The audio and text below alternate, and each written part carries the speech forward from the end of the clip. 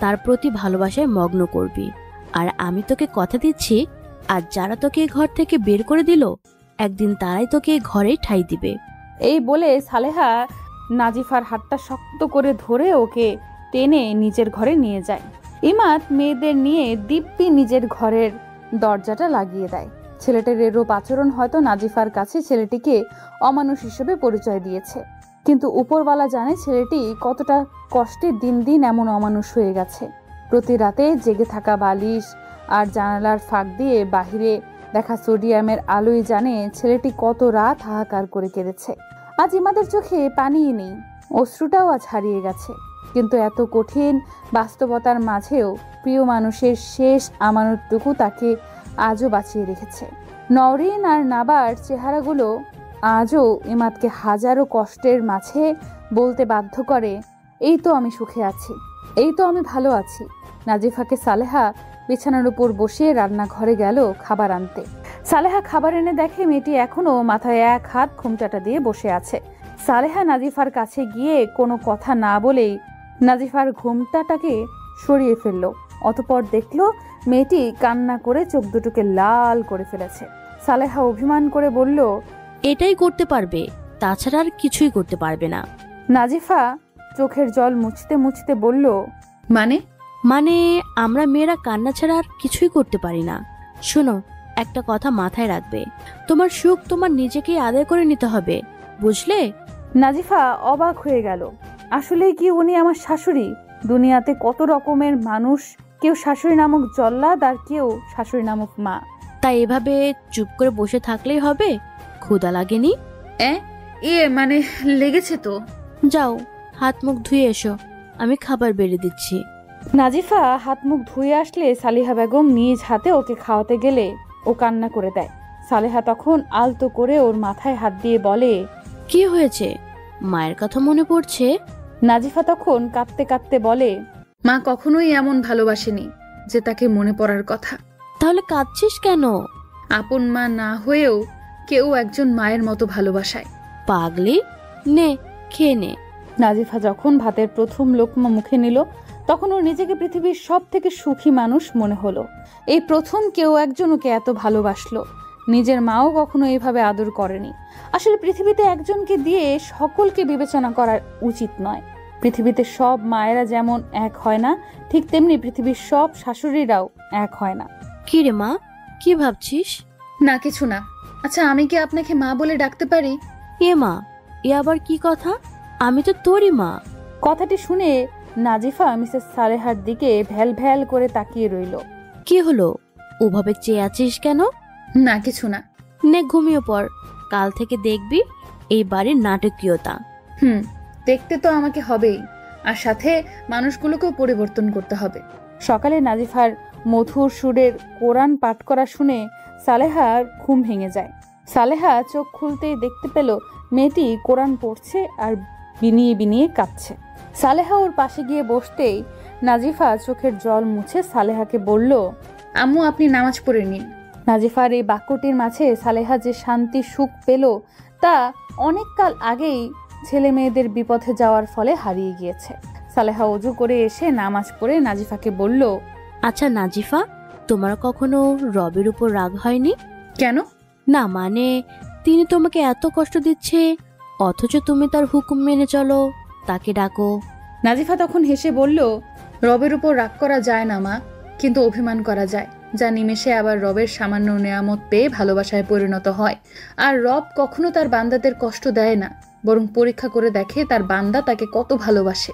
তবে সবাইকে পরীক্ষা করে না। যারা তার হুকুম মেনে চলে, তাকে ডাকে, তার উপর ভরসা রাখে, রব কেবলই তাদেরই একটু বেশি পরীক্ষা করে। কিন্তু তাই বলে কি আমি বলতে পারি আমার রব আমাকে কষ্ট দিচ্ছেন? মাশাআল্লাহ, কি সুন্দর কথা। আচ্ছা আম্মু, এবারের কেউ সকালের নামাজ পড়ে না? সালেহা তখন একটি দীর্ঘ নিঃশ্বাস ফেলে বলল, আমি হয়তো ভালো নই রে মা, তাই হয়তো ছেলে মেয়েগুলোকে রবের সাথে পরিচয় করাতে পারলাম না। ফাহাদ মানে আমার বড় ছেলে, ও তো কোনো কালেই মানুষ হয়নি। ওর কাছে জীবন মানে একটাই, তাই মাস্তি আড্ডা আর গার্লফ্রেন্ড ভেবেছিলাম বিয়ের পর মানুষ হবে। কিন্তু যাকে বিয়ে করলো সে নিজেই তো চাইনিজ। আর আমার ছেলেকে ও ও আর কি মানুষ করবে, নিজেই তো। সালেহা চুপ হয়ে গেল। তারপর ঠোঁটের কোণে ঠুনকো হাসি ফুটিয়ে বলল, অবশ্য অন্যের মেয়েকে কি বলবো, আমার নিজের মেয়ে নিতুকেই তো আজ ঠিক করতে পারলাম না। মাদ্রাসায় দিয়েছিলাম যাতে মেয়েটি একটু ঠিক হয়, কিন্তু কোথায় কার ভালো, দিন দিন আরো বেশি বেহায়াপনা হয়ে গেছে, পড়ালেখাও বন্ধ করে দিয়েছে। নাজিফা তখন একটু ক্ষীণ কণ্ঠে বলল, আর মা উনি? কে ইমাদ? জানিস মা, ও আমার গর্ব করার সন্তান ছিল। কখনো ওর ভিতরে আমি সামান্যটুকু অনৈতিক কাজ দেখিনি। ছোটবেলা থেকেই ও 5 ওয়াক্ত নামাজ আদর্শবান মানুষ হিসেবে গড়ে উঠেছে। ও অনেক ভালো একজন ডাক্তার, কিন্তু ওই যে কথায় আছে না, কাল যে মানুষটা আমের ছিল আজ সে ফকির হয়ে গেল। ইমাদেরও তাই হলো। মৃত্যুর মৃত্যুটা ও ঠিকভাবে নিতে পারছে না, মানবেই বা কিভাবে? আমার ছেলেটা যে ওকে খুব ভালোবাসতো, কিন্তু নাবা হওয়ার সময় ওর মারা যাওয়াটা আমার ছেলেকে এতটাই পাথর বানিয়ে দিয়েছে যে ও এখন ভুল করেও আল্লাহকে ডাকে না। নাজিফা তখন শান্ত কণ্ঠে বলল, আসলে মা, আমরা না আমাদের রবকে বুঝতেই পারি না। দুনিয়ার সামান্য ভালোবাসায় কত পরীক্ষা দিতে হয়, কিন্তু তারপরেও আমরা প্রিয় মানুষকে ভালোবাসি, ওকে নিয়ে থাকতে চাই। আর যখন কথায় কথায় কেউ বলে আমি রবকে ভালোবাসি, তখন কেন মা উনি আমাদের পরীক্ষায় ফেললে আমরা ওনাকে ভুলে যাই? সালেহা চুপ করে থাকে, কেননা এর উত্তর হয়তো সালেহার কাছেও নেই। আমরা মানুষরা তো এমনই। সকাল 9টায় ইমাদ বাচ্চাদের নিয়ে নিচে নামে। নাজিফা রান্নাঘর থেকে একটু আর চোখে চেয়ে আবার নিজের কাজে ব্যস্ত হলো। হঠাৎ কি যেন মনে করে নাজিফা আবার ইমাদের দিকে তাকালো, তারপর সহসা করে উঠল, মাশাআল্লাহ, ছেলেরাও এত সুন্দর হয়, সত্যি মানুষটা অনেকটাই সুন্দর। ইমাদ নিচে নামতেই সালেহাকে দেখলো সোফায় বসে আছে। সালেহার কাছে গিয়ে বলল, মা, নাবা আর নওরিনকে রেডি করে দাও স্কুলের জন্য। সালেহা ছেলের সাথে কোনো কথা না বলেই নাবা আর নওরিনকে নিয়ে নিজের রুমে চলে যায়। ইমাদ তখন চারপাশে তাকিয়ে নাজিফাকে খুঁজতে থাকে।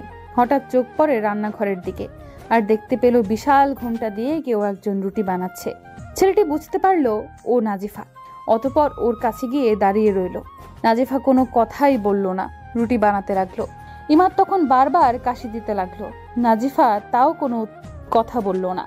ইমাদ তখন একটু রেগে গিয়ে বলতে লাগলো, কি মানুষ রে বাবা, সেই কখন থেকে কাশি দিচ্ছে অথচ এক গ্লাস পানিও দিচ্ছে না। নাজিফা তখন গম্ভীর কণ্ঠে বলল, হাতের সামনেই পানি, একটু নিয়ে নিলেই তো হয়। ইমাদ তখন একটু রেগে গিয়ে বলতে লাগলো, এভাবে বলার কি আছে, আমি দেখতে পাইনি তো।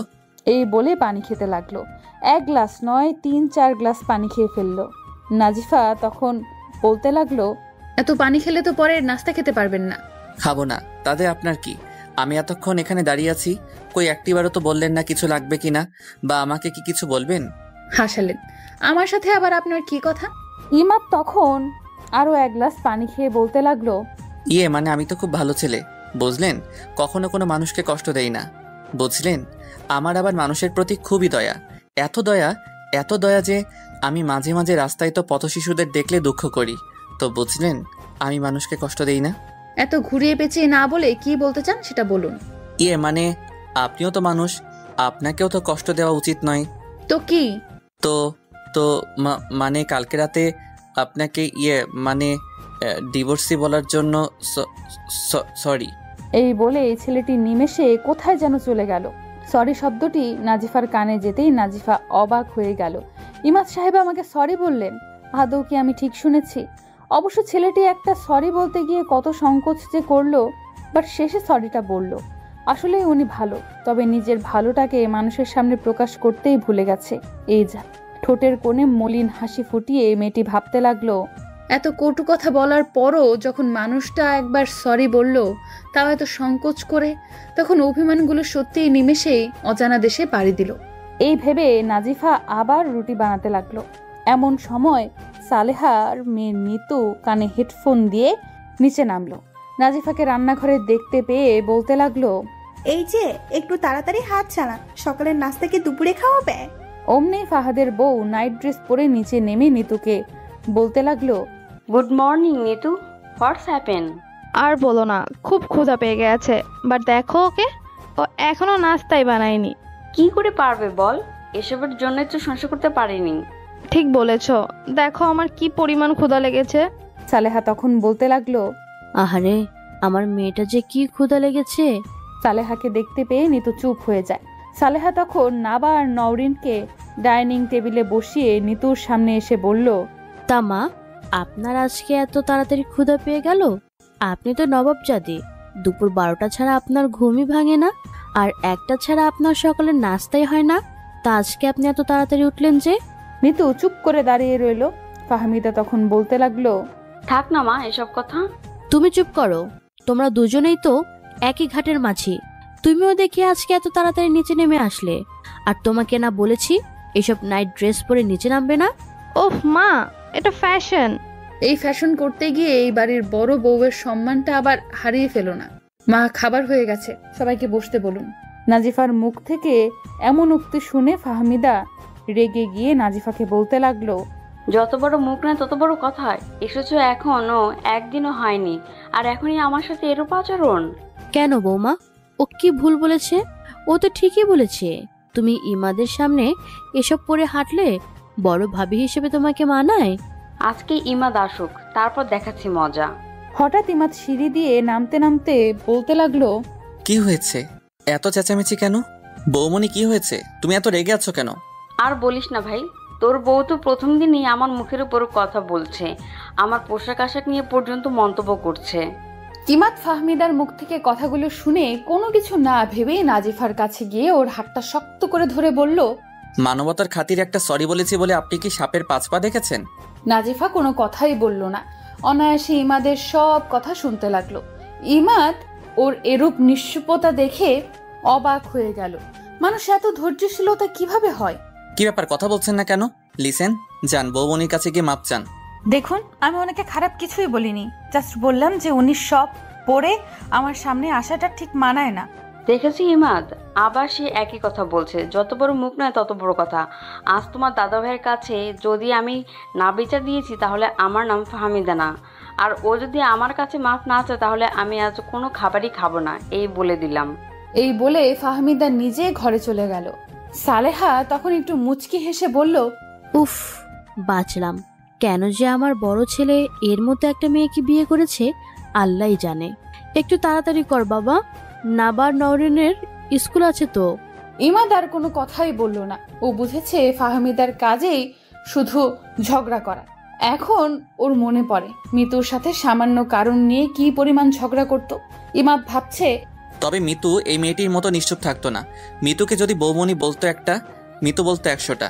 এখনো মনে পড়ে শুধুমাত্র বৌমনির কারণে ও কতবার আমাকে বলেছিল চলো আমরা আলাদা হয়ে যাই, কিন্তু এই কথাটি কখনই আমি মায়ের কান অবধি আসতে দেইনি।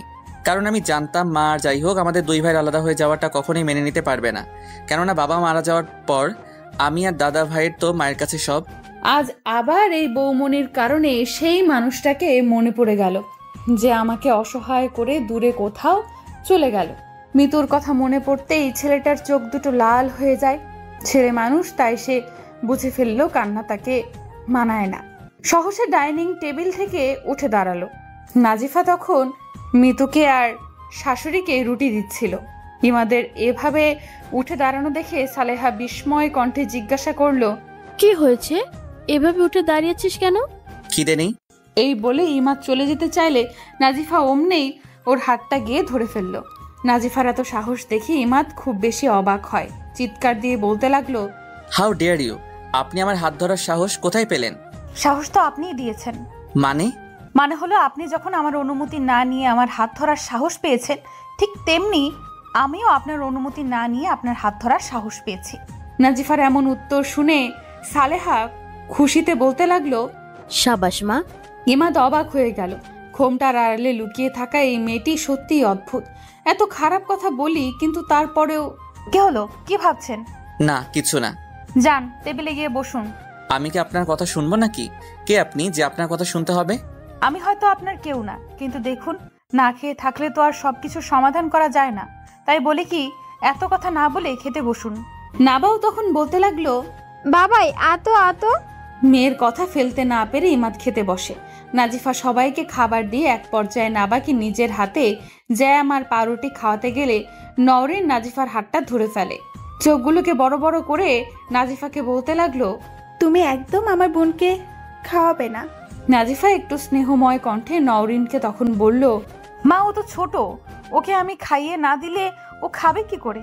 নওরিন তখন হাসতে হাসতে বলল, আপনি তো মাত্র একদিন হয়ে এসেছেন, এতদিন আমার বোনকে দিদুনেই খাইয়ে দিত, সুতরাং আজকে না হয় দিদুনেই খাইয়ে দিবে। নিতু নওরিনের কথাগুলো শুনে মনে মনে বলতে লাগলো, গুড নরিন, এটাই তো আমি চেয়েছি, আর তুই করেছিস, ভেরি গুড। ইমাদ নিজেই হতভম্ব হয়ে গেল নওরিনের এরূপ আচরণ দেখে। মাত্র 9 বছর বয়স, অথচ এই বয়সেও এত পরিমাণ খারাপ হয়ে গেছে। হয়তো মেয়েটিকে আমারও পছন্দ না, কিন্তু তাই বলে আমি যেরূপ আচরণ করতে পারি ও তো তা পারে না, কেননা ও তো বাচ্চা। আর তাছাড়া শত হোক নাজিফা তো ওর মায়ের মতোই। এই ভেবেই ইমাদ নওরিনকে অনেক জোরে একটা ধমক দিল। নওরিন অমনেই কান্না করে দিল। নাজিফা তখন ওকে জড়িয়ে ধরতে চাইলে ও তখন নাজিফাকে বলে, ডন্ট টাচ মি, তোমার জন্য বাবাই এই প্রথম আমাকে বকা দিয়েছে। এই বলে না খেয়ে চলে গেল। নাজিফা তখন ইমাদকে বলল, এটা আপনি কেন করলেন? ও তো ছোট মানুষ, আর ছোট মানুষদের ভালোবাসা দিয়ে বোঝাতে হয়, ধমক দিয়ে নয়। আপনি চুপ করুন, সব আপনার জন্যই হয়েছে, জাস্ট আপনার জন্যই আমি আমার মেয়েকে এই প্রথম বকেছি। এই বলে ইমাদ না খেয়ে বাড়ি থেকে বের হয়ে যায়। নিতু তখন সালেহাকে উস্কানির জন্য বলতে লাগলো, দেখেছ কি মেয়ে বউ করে আনলে? যে ভাই কখনো না খেয়ে বাড়ি থেকে বের হতো না, আজ এই প্রথম সে না খেয়ে বাড়ি থেকে বের হয়ে গেছে। শতহোক ছেলে তো না খেয়ে বাড়ি থেকে বের হয়েছে, এটা সত্যি। সালেহার খুব খারাপ লাগে। নিতুকে কোনো কিছু না বলেই সালেহা নিশ্চুপভাবে রুমে চলে গেল। নিতু তা দেখে মহা খুশিতে গান গাইতে লাগলো আর নাস্তাটা নিয়ে উপরে চলে গেল। নাজিফার চোখ দুটো জলে ঝাপসা হয়ে যায়। উপরের দিকে তাকিয়ে আল্লাহকে বলতে লাগলো, আমি কি কখনোই কাউকে সুখী করতে পারবো না? আল্লাহ, আপনি কি কখনোই আপনার এই বান্ধাকে একটু সুখ দিবেন না? নিশ্চয়ই আল্লাহ আপনি আমাকে সাহায্য করবেন, কিন্তু আর কতদিন আমি এভাবে মানুষদের কষ্ট দিব? অমনি দুফোঁটা অশ্রু নাজিফার গাল বেয়ে গড়িয়ে পড়ল। ঠিক তখনই নাবা নাজিফার আঁচল ধরে টান দিল। নাজিফা বিস্মিত হয়ে নিচের দিকে তাকাতেই দেখে নাবা। ওর সামনে বসতেই নাবা বলতে লাগলো, এই তুমি আমাকে তাইয়ে দিবে না? তুমি তাচ্ছ কেন? নাজিফা ওর কপালে একটা চুমু দিয়ে বলল, এমনি কাচ্ছি মা, আয় আমি তোকে খাইয়ে দিচ্ছি। নাবা তখন নাজিফাকে বলতে লাগলো, তুমি কে? তুমি কি মা? তুমি কি মা? নাজিফা তখন নাবাকে কোলে নিয়ে বলতে লাগলো, হ্যাঁ মামুনি, আমি তোর মা। নওরিন অমনেই নাজিফার সামনে এসে বলতে লাগলো, না, তুমি মা নও, ফুপু বলেছে তুমি সৎ মা। না বা, ওনার কোল থেকে নাম বলছি, উনি আমাদের মা নন। এই বলে নওরিন নাবাকে জোর করে নাজিফার কাছ থেকে নিয়ে যায়। নাবা কাঁদতে থাকে আর বলতে থাকে, মা আমি দাবো, মা আমি তোমার তাতে দাবো। সকাল 10টায় নাজিফা সালেহার কাছে গিয়ে জিজ্ঞাসা করে, মা আপনি কি আমার উপর রাগ করেছেন? সালেহা তখন একটু হেসে বলল, না, কেন রাগ করব? কিন্তু মন খারাপ, আসলে ছেলেটা কখনো না খেয়ে এভাবে বাড়ি থেকে বের হয়ে যায়নি তো, আর নওরিনও না খেয়ে আছে তাই। আচ্ছা মা, ওনাদের সব থেকে পছন্দের নাস্তা কি আপনি জানেন? জানবো না কেন? আসলে নওরিন আর ইমাদ দুজনেই আলু পরোটা খুবই পছন্দ করে। আলু পরোটা দেখলে দুজনেই লোভ সামলাতে পারে না। আগে বলবেন না মা, আসলে এই আলুর পরোটা আমার বাবাও খুব পছন্দ করত। বাবার জন্য বানাতে বানাতে এই পরোটার সাথে আমার একটা বন্ধুর সম্পর্ক হয়ে গেছে, তাই আমার হাতের আলুর পরোটা মানেই সেই। সালেহা তখন বলল, তাহলে তুমি তাড়াতাড়ি করে কয়েকটা আলুর পরোটা বানিয়ে ফেলো, আমি কদমকে বলি ইমাদের চেম্বারে নিয়ে যেতে। কিন্তু নওরিন? ও তুমি চিন্তা করো না, ওকে খাওয়ানোর দায়িত্ব আমার। এই বলে নাজিফা তাড়াতাড়ি করে রান্নাঘরে গিয়ে আলুর পরোটা বানালো। টিফিন বক্সে কয়েকটা ইমাদের জন্য চেম্বারে পাঠিয়ে দেয়, আর কয়েকটা নিয়ে নওরিনের ঘরে যেতেই দেখে মেয়েটি পেটে হাত দিয়ে বসে আছে, মুখটা শুকিয়ে গেছে। নাবা সামনেই বসে খেলছে। দুজনে এখনো স্কুল ড্রেসটাও খোলেনি। আমার উপর রাগ করে আজকে স্কুলে যায়নি বুঝলাম, কিন্তু ড্রেসটাও খুললো না। এই ভেবে নাজিফা একটা কাশি দিল। ওর কাশির আওয়াজ নাবার কানে যেতেই নাবা বলে উঠল, মা তুমি আত্ম। নওরিন অমনেই দরজার দিকে তাকাতেই নাজিফাকে দেখে বলে উঠল, তুমি আমার ঘরে কেন? নাজিফা একটু নিচু স্বরে নওরিনকে তখন বলল, তোমার জন্য নাস্তা নিয়ে এসেছি। আমি খাবো না। দেখো, আমার উপর রাগ করে তো আর না খেয়ে থাকা উচিত নয়। খেয়ে নাও মা, নাও। বললাম না আমি খাবো না। ঠিক আছে, তুমি না খেলে আমি খেয়ে ফেলছি। আলুর পরোটা আমারও খুব প্রিয়। আলুর পরোটা শুনতেই নওরিন একটু আমতা আমতা করে বলল, তো তোমার হাতে ওটা আলুর পরোটা? হ্যাঁ তো। কে বানিয়েছে, তুমি? আসলে আমার বাবা বলতেন আমার হাতের আলুর পরোটা নাকি অনেক মজা। তো কি হয়েছে, এগুলো আমাকে শোনাও কেন? আমি খাবো না। ঠিক আছে, আমি তাহলে যাই। অমনি নওরিন বলল। এই শোনো। নাজিফা তখন বলল, তুমি আমাকে বলছো? আসলে তুমি যেহেতু এতবার বলছো তো একটু খেয়ে দেখতে পারি। নাজিফা নওরিনের কথাটি শুনে খুশি হয়ে গেল। নওরিনের কাছে গিয়ে বসে ওর সামনে খাবারটা দিল। নওরিন তখন একটু সংকোচ নিয়ে বলল, খাবো? ও মা, এ আবার কেমন কথা, খাও। নওরিন খেতে লাগলো। পরোটাগুলো ওর এতই ভালো লেগেছে যে ও নাজিফাকে বলতে লাগলো, তুমি তো ভালো রান্না করতে পারো। ধন্যবাদ। নাজিফা তারপর কিছু সময় চুপ থেকে নওরিনকে বলল, আচ্ছা মা, তুমি কেন আমার উপর রাগ করো? আমি তো তোমার সাথে কোনো খারাপ আচরণ করি না। আর বড়দের সাথে এমন ভাবে আচরণ করলে যে আকাশের মালিক খুব অসন্তুষ্ট হয়। নওরিন অমনি খাবারটা রেখে কৌতূহল নিয়ে নাজিফাকে জিজ্ঞেস করলো, আল্লাহ বুঝি খুব অসন্তুষ্ট হয় আমি বড়দের সাথে খারাপ আচরণ করলে? হ্যাঁ তো মা। কিন্তু আমি তো বড়দের সাথে খারাপ আচরণ করি না, আমি শুধু তোমার সাথে খারাপ আচরণ করি, কারণ ফুপু বলেছে তুমি নাকি আমাকে আর না পাকে বাবার কাছ থেকে। অমনি নিতু ঘরে ঢুকে যায়। নওরিনের দিকে চোখ বড় বড় করে তাকিয়ে হাত দিয়ে ইশারা দিয়ে বলে, ওকে চুপ থাকতে। নওরিনও চুপ হয়ে গেল। নাজিফা নওরিনকে তখন বলে, কি হলো মা, চুপ হয়ে গেছো কেন? কি বলেছে ফুফু, আমাকে বলো। নিতু তখন নাজিফার সামনে এসে বলতে লাগলো, আমার নামে তুমি নওরিনকে কি বলছো? নাজিফা নিতুকে দেখে বুঝতে পারলো নওরিন কেন চুপ হয়ে যায়, এবং এও বুঝতে পারে একটি 9 বছরের মেয়ের এরূপ আচরণের পিছনে আমরা বড়রাই দায়ী। বাচ্চারা কখনোই খারাপ মন মানসিকতার হয় না। তাদের নির্মল হৃদয়কে যদি কোনো অপবিত্র ব্যক্তি তাদের নিজের মনের মতো গড়ে, তখনই সেই বাচ্চাটির হৃদয়ে অপবিত্রতা বাসা বাঁধে। কি হলো, চুপ করে আছো কেন? কানে কথা যায় না? আমার নামে কি বলে তুমি নওরিনের কান ভারী করছো? এই জন্যই বলি নওরিন কেন হঠাৎ চুপ হয়ে গেছে।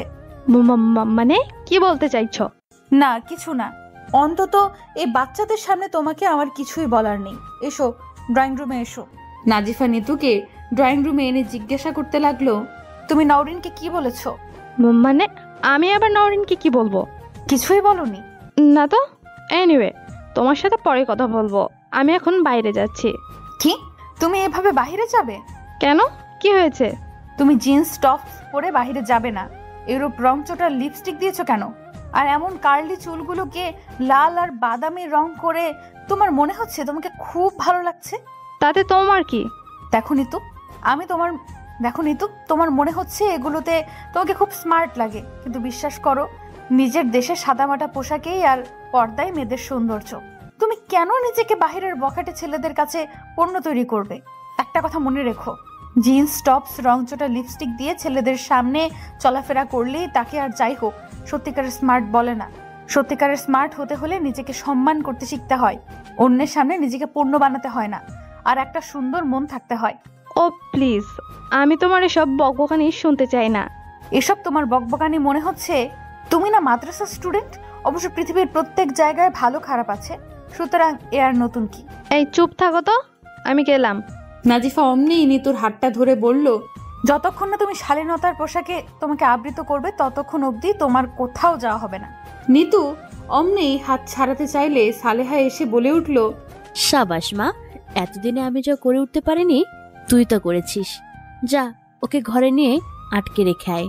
নাজিফা বলল, তা করা লাগবে না মা, ও যদি এভাবে বাইরে যায় তাহলে আজ ওকে আর এই বাড়িতে ঢুকতে দিবেন না। সালেহা তখন বলে উঠল, ঠিক আছে মা, তুই যা বলবি তাই হবে। নিতু তো নাজিফার উপর রেগে ওর সামনে এসে চেঁচিয়ে চেঁচিয়ে বলল, কাজটা ঠিক করলে না, আমি তোমাকে দেখে নিব। উপর থেকে ফাহাদ আর ফাহমিদা তখন নিচে নামতে নামতে বলল, আবার কি হলো? নিতু তখন বলল, কি হবে বৌমনি, তোমাকে যেমন অপমান করেছে আমাকেও তাই করছে, আর দেখো মাথাতে সাই দিচ্ছে। ফাহাদ তখন সালেহাকে বলল, মা, এটা আপনি ঠিক করছেন না। ও আমার বউকে ইনসাল্ট করেছে। এ বাড়িতে এসেছে ও এখনো একদিনও হয়নি, অথচ আমার বউয়ের পোশাক আশাক নিয়ে মন্তব্য করছে। ঠিক করেছে তোর বউ, যেমন পোশাক আশাক পরে তেমনই মন্তব্য করেছে। ফাহাদ আর ফাহমিদা কোনো কথা বলল না। আর দুজনেই বাড়ি থেকে বের হয়ে নিজেদের কাজে চলে গেল। নিতু আর কোনো উপায় না পেয়ে উপরে যেতে বাধ্য হলো। এদিকে কদম ফিরে আসলে নাজিফা ওকে জিজ্ঞেস করে, কদম ভাই, তোমার সাহেব খেয়েছে? কদম বলল, জানি না আপা, সাহেব আমাকে শুধু বলল বক্সটা রেখে যেন চলে যাই। কথাটি শুনে নাজিফা একটু মুচকি হেসে কদমকে বলল, তোমার সাহেব তোমার সামনে খেতে লজ্জা পাবে, তাই হয়তো রেখে দিতে বলেছে। এত অশান্তির পরও সন্ধ্যাবেলায় নাজিফা মাগরিবের নামাজ শেষ করে রান্নাঘরে যায় সবার জন্য পায়েস রান্না করতে। এমন সময় ইমাদ বাড়ি ফিরে আসে। রান্নাঘরে গিয়ে টিফিন বক্সটা রাখতে নাজিফাকে দেখে রান্না করছে। ইমাদ তখন একটু গম্ভীর কণ্ঠে বলল, এই যে শুনছেন? নাজিফা ঘোমটার আড়াল থেকে বলল, জি, আমাকে বলছেন? তো আর কাকে বলবো, এখানে কি আর কেউ আছে? তাই তো। তো কি বলবেন শুনি? মানে মজা হয়েছে অনেক, থ্যাঙ্কস। ইমাদ এই বলে চলে যায়। নাজিফা ওর চলে যাওয়ার দিকে অনিমেষ ভাবে চেয়ে রইল। ছেলেটাকে বুঝতেই পারছি না, কখনো ভালো তো কখনো খারাপ, কখনো নরম তো কখনো গরম। এদিকে নিতুকে বাড়ি থেকে বের হতে না দেওয়ায় নিতু নওরিনের ঘরে যায়। গিয়ে দেখে নওরিন আর নাবা দুজনেই পড়তে বসেছে। নিতু নওরিনের কাছে গিয়ে বসে বলে, কি রে, সকালবেলা তোরে আলুর পরোটা খাইয়েছে বলে তুই আমি যা বলেছি তোকে সব বলে দিতে চেয়েছিস ওই মেয়েটাকে? নওরিন তখন মাথা নিচু করে বলল, ওই আন্টিটা তো খারাপ না, তুমি বলছো আমাদের থেকে আমাদের বাবাইকে কেড়ে নেবে। কই, ওই আন্টিটা তো এমন কিছুই করছে না। বাবা নওরিন, সকালে মেয়েটা দুটো আলুর পরোটা তোর জন্য বানিয়েছে বলে তুই নিজের ফুফুকে অবিশ্বাস করলি? না মানে ফুপু, আমি তা বলতে চাইনি, আমি বলতে চেয়েছি। থাক বাবা থাক, তোদের ভালো চাই বলেই আমি তোকে সাবধান করেছিলাম। এখন দেখি আমারই ভুল হয়েছে। ওকে ফাইন, আমি তোকে আর কিছুই বলবো না, কিন্তু আমি যেহেতু তোর ফুফু তাই তোকে শেষ একটা কথা বলছি। তোর বাবাইকে হাত করার জন্য যে দেখ মেয়েটা এখন পায়েস বানাচ্ছে। তোর বাবা এটা খাওয়ার পর মেয়েটাকে বিশ্বাস করবে, আর সেই সুযোগ নিয়ে মেয়েটা তোকে এই বাড়ি থেকে বের করে দিবে। আমি বরং এসব ভেজালে নাই বাবা। এই বলে নিতু চলে যেতে চাইলে নওরিন ওর হাতটা শক্ত করে ধরে বলল, তুমি সত্যি কথা বলছো?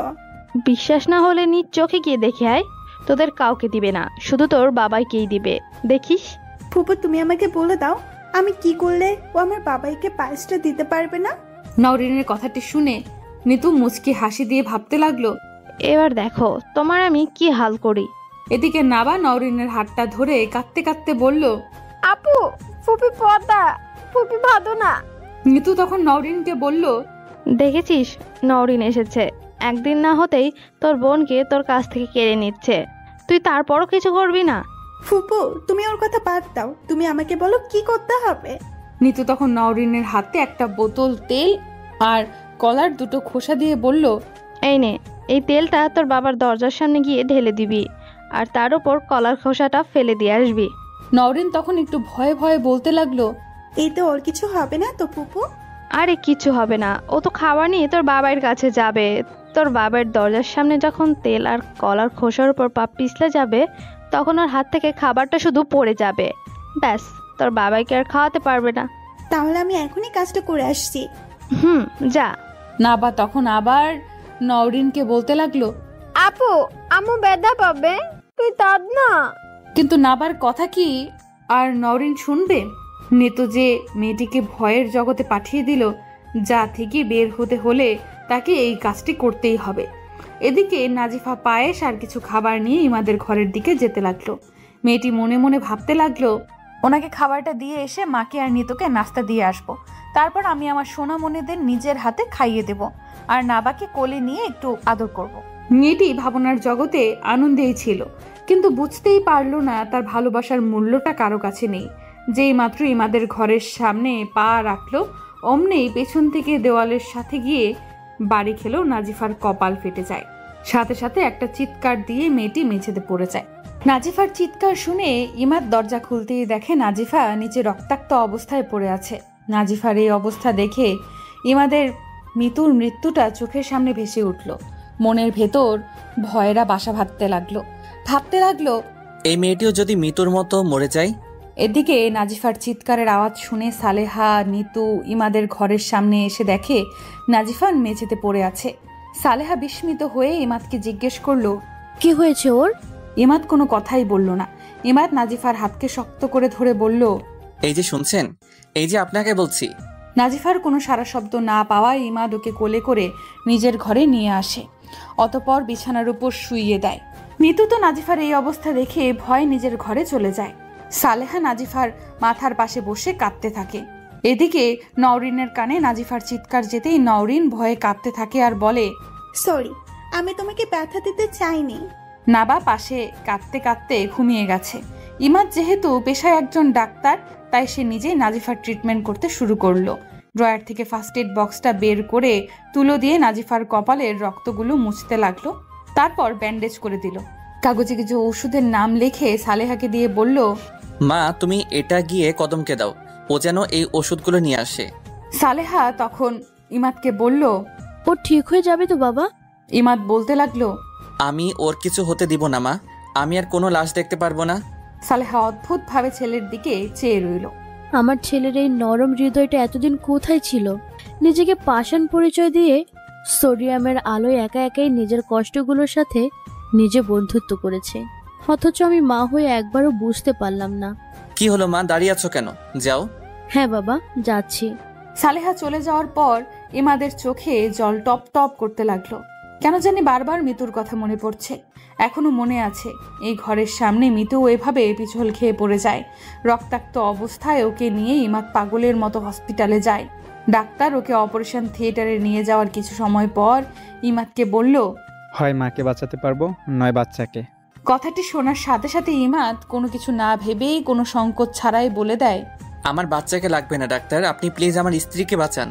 কিন্তু মিতু আমাকে ছেড়ে চলে যাওয়ার জন্য ডাক্তারকে হাত দিয়ে ইশারা দিয়ে বুঝিয়ে দেয় ওর যা কিছু হোক, কিন্তু এই বাচ্চার যেন কোনো কিছু না হয়। ডাক্তার বুঝে উঠতে পারলো না সে কি করবে, কিন্তু ডাক্তার সর্বাত্মক চেষ্টা করেছে মিতুকে বাঁচাতে। কিন্তু ভাগ্যের লিখন কি আর বদলানো যায়? চলে গেল সে আমাকে ছেড়ে এই বর্ষায় এমন একটি দিনে। এই ভেবে ইমাদ কষ্টে হাতের পাশের ল্যাপটপটা নিজের হাতে নিয়ে জোরে বাড়ি দিতেই তা ভেঙে চুরমার হয়ে যায়। হাতটা কেটে রক্ত পড়তে থাকে। কিন্তু ছেলেটি একটু বুঝতে পারল না সে একটি আঘাত পেয়েছে, কেননা মিতু চলে যাওয়ার আঘাতের কাছে এই আঘাত কিছুই না। ইমাদ অন্ধকারের নিচের দিকে মাথা নিচু করে নাজিফার পাশে বসে থাকে। ঘণ্টাখানিক পর নাজিফার জ্ঞান ফিরে। হালকা হালকা চোখ খুলতেই দেখে ইমাদ পাশে বসে রয়েছে। বাহিরে তখন প্রচন্ড বৃষ্টি হচ্ছে। ঝিরঝির বাতাস বয়ে চলেছে। পোকামাকড় অজানা শব্দ বুনে মস্কের আর ঘরের হালকা লিয়ন আলোয় নাজিফারকে দেখছে। ইমাদের চোখে কয়েক ফোঁটা জল গাল বেয়ে মেঝেতে গড়িয়ে পড়ছে। ওর রক্তাক্ত হাতটা নাজিফার হাতের পাশে। নাজিফা তা দেখে নিজের হাতটাকে ওর হাতের উপর রাখতেই ইমাদ মাথা উঁচু করে নাজিফার দিকে তাকিয়ে দেখে ওর জ্ঞান ফিরে এসেছে। মেয়েটি অসহায়ভাবে ইমাদের দিকে চেয়ে রয়েছে। ইমাদ তখন চোখের জলগুলোকে মুছে নাজিফাকে বলে, এত বড় হয়েছেন অথচ এখনো ঠিকভাবে হাঁটতে পারেন না। পড়ছেন তো পড়েছেন, আমার ঘরের সামনে এসে পড়তে হলো। আমার জীবনটার কত শেষ করবেন? আপনিও কি আমাকে শাস্তি দিবেন না? আপনিও কি আমাকে শান্তি দিবেন না? ছোটবেলায় বাবা মা ভালো করে হাঁটতে শিখায়নি। আপনারা মেয়ে মানুষের এই একটাই সমস্যা, যখন তখন পড়ে যান। নাজিফা তখন ক্ষীণ কণ্ঠে ইমাদকে বলে, কি করব বলুন? মেয়ে মানুষ মানেই তো বিয়ে অবধি বাবা মানুষটা শক্ত করে হাতটা ধরে রাখা, বিয়ের পর প্রিয় মানুষটা শক্ত করে হাতটা ধরে রাখা। তাই তারা একা হাঁটতে গেলে হোঁচট খাবেই। আমার কপালে খারাপ, তাই প্রিয় কোনো মানুষ নেই যে হোঁচট খেলে হাতটা শক্ত করে ধরবে। নাজিফার কথায় ইমাদ আমতা আমতা করে বলল, কিছু পারেন আর না পারেন, বেশ কথা বলতে পারেন। আপনার যদি এখন কিছু একটা হয়ে যেত, তাতে আপনার কি? আমার আবার কি? একজন মানুষ হিসেবেও তো কষ্ট লাগতো। এমন সময় সালেহা ঘরে ঢুকে পড়লো ওষুধ নিয়ে। ঘর অন্ধকার দেখে সালেহা বলতে লাগলো, কিরে মাদ, এমন ঘর অন্ধকার করে রেখেছিস কেন? এই বলে ঘরে আলো জ্বালাতেই ওনার চোখে পড়লো ইমাদের রক্তাক্ত হাতের দিকে। সালেহা তখন চিৎকার দিয়ে বলে, ও মা, তোর হাতের এই অবস্থা কেন? নাজিফা তখন ইমাদের হাতের দিকে চেয়ে এমন অবস্থা দেখে উঠে বসতে চাইলে ইমাদ বলে, চুপ করে শুয়ে থাকুন, একদম ওঠার চেষ্টা করবেন না। কিন্তু আপনার হাতের এই অবস্থা কিভাবে? সেটার কৈফিয়ত কি আপনাকে দিতে হবে? সালেহা তখন বলল, কিন্তু আমাকে তো দিতে হবে। এই অবস্থা কেন করলি? মা তুমি কি এখন এসব জানবে নাকি আমার হাতটাকে ব্যান্ডেজ করবে? হ্যাঁ, তো নিজে কেটে এখন আমাকে ব্যান্ডেজ করতে বলছে। এই বলে ইমাদ কাঁদতে কাঁদতে ওর হাতটা ব্যান্ডেজ করলো। এই মাদের এই একটা সমস্যা, সন্তানদের সামান্য কিছু হলেই শুধু কান্নাকাটি। আচ্ছা মা, আমার কি এমন হয়েছে যে তুমি এত কান্নাকাটি করছো? চুপ কর, একদম কথা বলবি না। এই নে ওষুধগুলো। একটা পিছল খেয়ে পড়ে আছে, আর একটা হাত কেটে কাহিনী শুরু করছে। ছাগল হয়ে গেছিস তোরা দুজন, আমায় নাকা দিয়ে ছাড়বি না? এই বলে সালেহা চলে গেল। সালেহা চলে যেতে ইমাদ নাজিফাকে বলল, এই সব কিছুর জন্য আপনি দায়ী? যাক বাবা, আমি আবার কি করলাম? আপনাকে কেউ বলেছে আমার ঘরের সামনে এসে পড়তে? আমি কি আর ইচ্ছে করে পড়েছি? ইমাদ তখন নাজিফাকে ধমক দিয়ে বলল, চুপ থাকুন, আমি একজন ডাক্তার, অতএব আমি যা বলবো আপনাকে চুপচাপ শুনতে হবে। একটা কথাও মাটিতে পড়তে দেয় না। আচ্ছা, কথা আবার মাটিতে পড়ে কি করে? আবার? ওকে, আর কথা বলবো না, এই হলাম চুপ। হ্যাঁ, চুপ করে থাকুন। মা তো রাগ করেছে, এখন আর এই ঘরের সামনেও আসবে না, তাই আমাকে আপনার জন্য খাবার আনতে নিচে যেতে হবে। যত সব। এক্সকিউজ মি, একটা কথা ছিল। আবার? আপনার কানে কি কথা যায় না? এই কথাটা বলার পর আমি আর কথা বলবো না। সত্যি? হুম। বলুন তাহলে শুনি। আসলে আমি এখন কেন খাবার খাবো? কারণ আপনাকে ওষুধ খাওয়ানো হবে তাই। আর কিছু না। তাহলে চুপচাপ থাকুন। আর যদি কথা বলেছেন কিংবা মুখ খুলেছেন তো এনিওয়ে, আমি নিচ থেকে আসছি। কিছুক্ষণ পর ইমাদ খাবার নিয়ে উপরে এসে নাজিফার পাশে বসতে গিয়ে নাজিফাকে বলতে লাগলো, আচ্ছা, আমার ঘরের সামনে তেল, কলার খোসা এগুলো আবার আসলো কোথা থেকে? সাথে পায়েস, পানির গ্লাস, বাটি পড়ে আছে, সে তো বুঝলাম আপনি এনেছেন, কিন্তু কলা না কলার খোসা তো আপনি আনেননি, সেটা কোথা থেকে আসলো? আমিও তো এখন পিছলেখে পড়তে গিয়েছিলাম, পরে বুয়াকে বলে আসলাম এগুলো পরিষ্কার করতে। এই বলে ইমাদ চুপ হয়ে গেল। একটু রেগে নাজিফার কাছে গিয়ে বলতে লাগলো, আপনি কি আমাকে পাগল ভেবেছেন? নাজিফা মাথা নেড়ে বলল, না। আজীব তো আপনি। আপনি কি বোবা? হ্যাঁ। মানি, এই তো দিব্যি কথা বলছিলেন, আর এখন বোবা হয়ে গেলেন? নাজিফা তখন ইমাদকে ইশারা দিয়ে বলল, আপনি তো আমাকে চুপ থাকতে বলেছেন। ইমাদ তখন নাজিফার দিকে দুহাত তুলে বলতে লাগলো, আমার ভুল হয়ে গেছে, দয়া করে আমায় মাফ করুন, আর এই খাবার আর ওষুধ খেয়ে আমায় উদ্ধার করুন। নাজিফা তখন ইমাদকে বলল, কিন্তু কি এখন কি বাংলা সিনেমার নায়িকাদের মতো বলবেন খেতে পারবো না, আমায় খাইয়ে দেন? তা বলবো না, তবে সত্যিই আমি নিজের হাতে খেতে পারবো না। ব্যথা তো পেয়েছেন কপালে আর পায়ে, হাতে তো পাননি, তাহলে খেতে পারবেন না কেন? নাজিফা ইমাদের প্রশ্নের কোনো উত্তর না দিয়ে বালিশ থেকে কোনো মতে বসতে চাইলেই পায়ে প্রচন্ড জোরে টান খায়।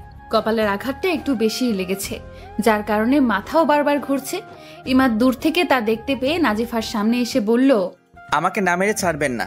এই বলে নাজিফাকে কোনো মতে বসিয়ে ভাত মেখে ওর মুখের সামনে নিতেই ইমাদের হাতটা বারবার কাঁপতে লাগলো। নাজিফা তা দেখে হা করে ওর দিকে তাকিয়ে রইল। ইমাদ তখন বলল, এমন হা করে তাকানোর কি আছে?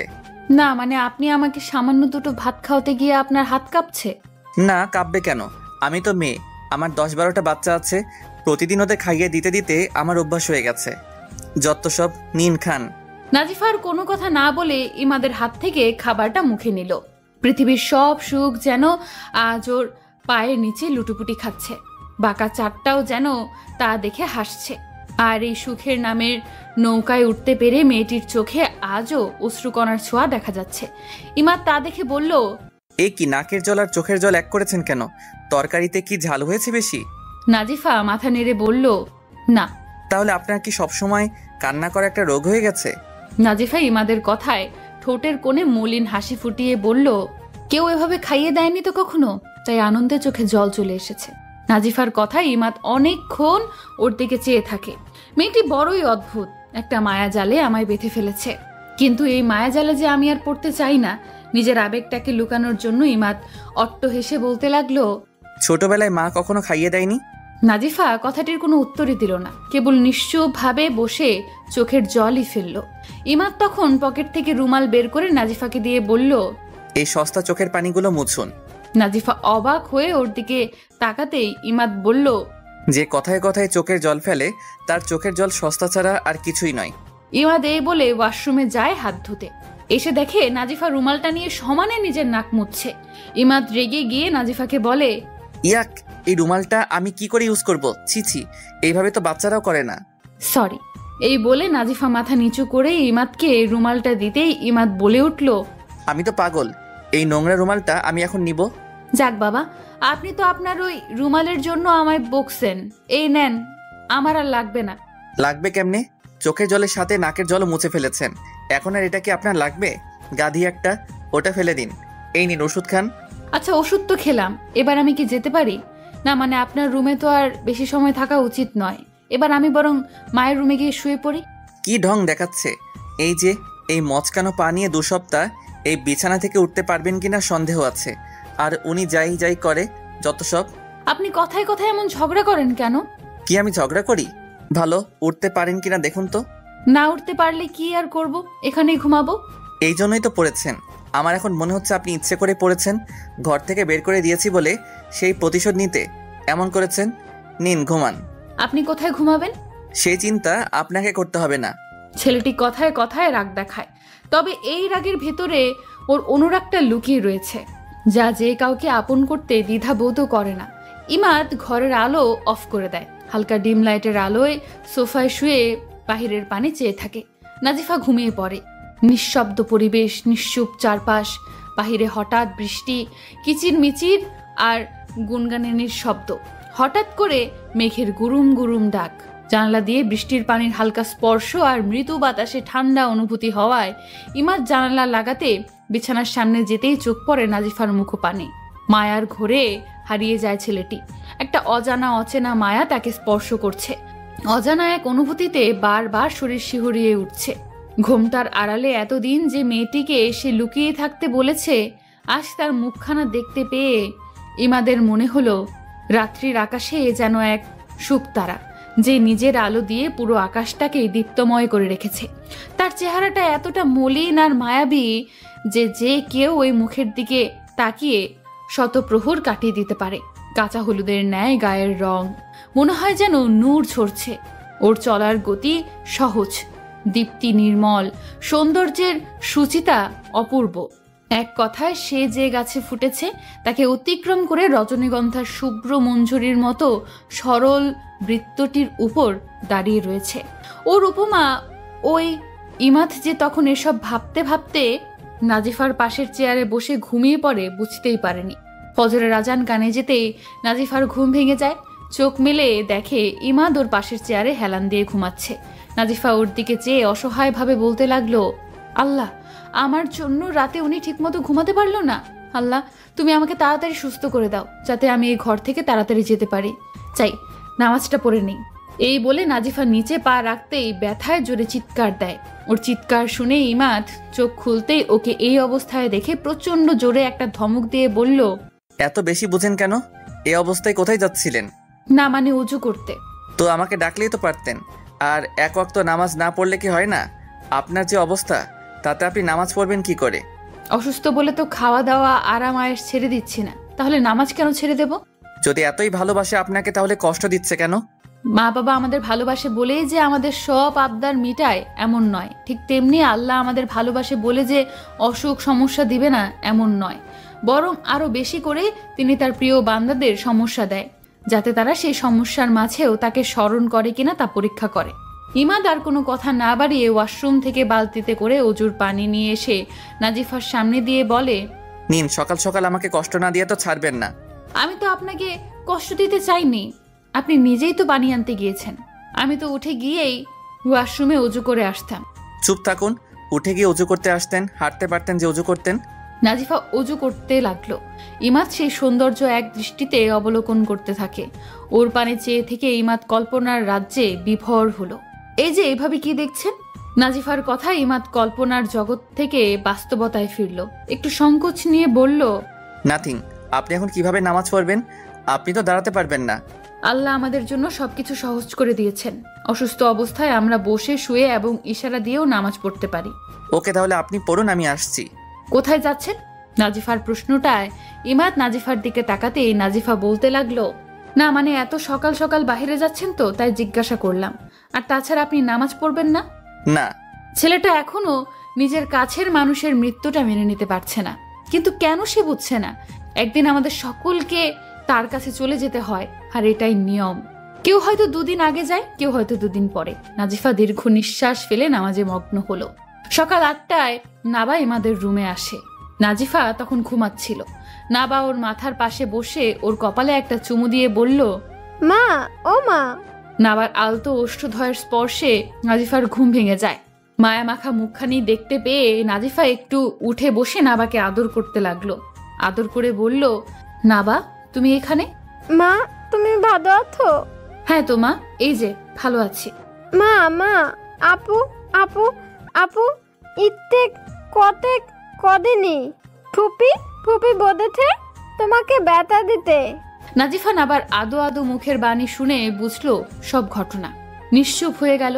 নিতুকে বাইরে যেতে দেয়নি বলে ও এভাবে নওরিনকে ব্যবহার করে আমাকে। এমন সময় ইমাত রুমে আসে, নাবাকে দেখে বলে, আম্মু তুমি এখানে? বাবাই দানো বোন আম্মুকে।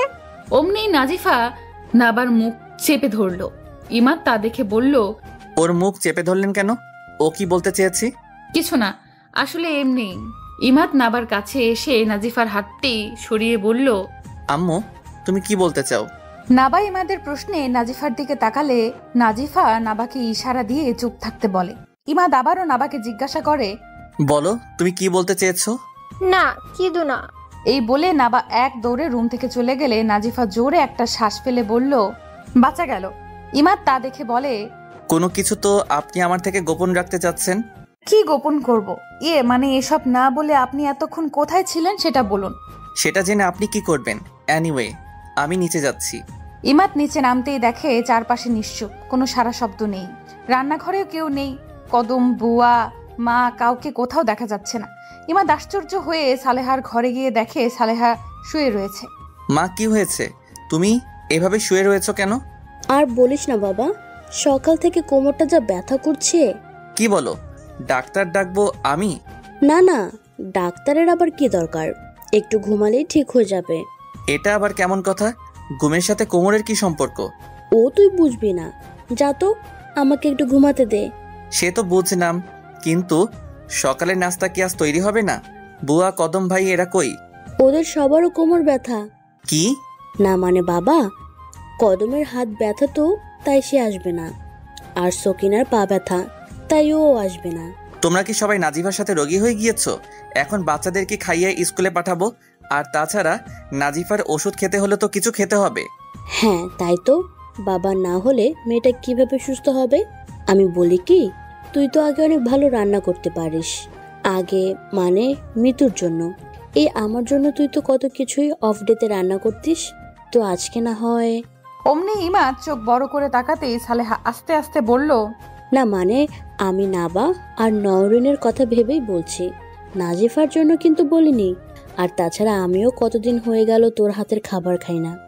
আগের মতো একটু হাসি খুশি থাক না বাবা, আগের মতো শখ করে একটু কিছু রান্না কর না। না মা, এসব আর আমার দ্বারা হবে না। যার জন্য করতাম সে তো আমায় ছেড়ে চলে গেছে, সো আমি পারবো না। ইমাদ এই বলে চলে যায়। সালেহা মুচকি হেসে বলল, বাবা তোকে যে আজকে রান্নাঘরে যেতেই হবে, আফটার অল আমরা সবাই যে রোগী। ইমাদ উপরে গিয়ে নাজিফার সামনে এদিক ওদিক পায়চারি করতে লাগলো আর নিজে নিজেই বকতে লাগলো, আমাকে রান্না করতে বলছে? আমি কি মেয়ে নাকি যে রান্না করব? যত সব, আমার হয়েছে সব জ্বালা। সবাই রোগী, শুধু আমি সুস্থ, তাই মেয়েদের মতো এখন আমাকে রান্না করতে হবে। এই বলে ইমাদ নাজিফার দিকে চেয়ে রইল। নাজিফা ভয়ে ভয়ে ইমাদকে বলল, আমি কিন্তু কিচ্ছু করিনি, তাহলে আমার দিকে ড্যাপ ড্যাপ করে চেয়ে আছেন কেন? আপনার জন্যই তো বাড়ির সকলে অসুস্থ। কে আবার অসুস্থ হলো? কে আবার? আমার মা জানের কোমর ব্যথা, কদমের হাত ব্যথা, বুয়ার পা ব্যথা। উমা, এত ব্যথা কেন? কারণ আজকে ব্যথা দিবস। সত্যি আজকে ব্যথা দিবস? আগে বলবেন না। এই বলে নাজিফা ইমাদের দিকে তাকাতেই দেখে সাহেব রেগে দানবের মতো হয়ে গেছে। নাজিফা ইমাদের চেহারার দিকে চেয়ে বলল, এভাবে তাকাবেন না, ভয় লাগে। চুপ থাকুন, আমি মরছি জ্বালাই আর আপনি মজা করছেন। নাজিফা চুপ হয়ে বসে রইল। ইমাদ কিছু সময় চুপ থেকে নাজিফাকে বলল, আমার কি মনে হয় জানেন? আমার মনে হয় মা এসব ইচ্ছে করে করছে, যাতে আমি রান্নাঘরে যাই। আমি কি মেয়ে যে রান্নাঘরে যাব রান্না করতে? আজকে সারাদিন সবাই না খেয়ে থাকুক, তাতে আমার কি? ভালো করে আমি রান্নাঘরে যাচ্ছি।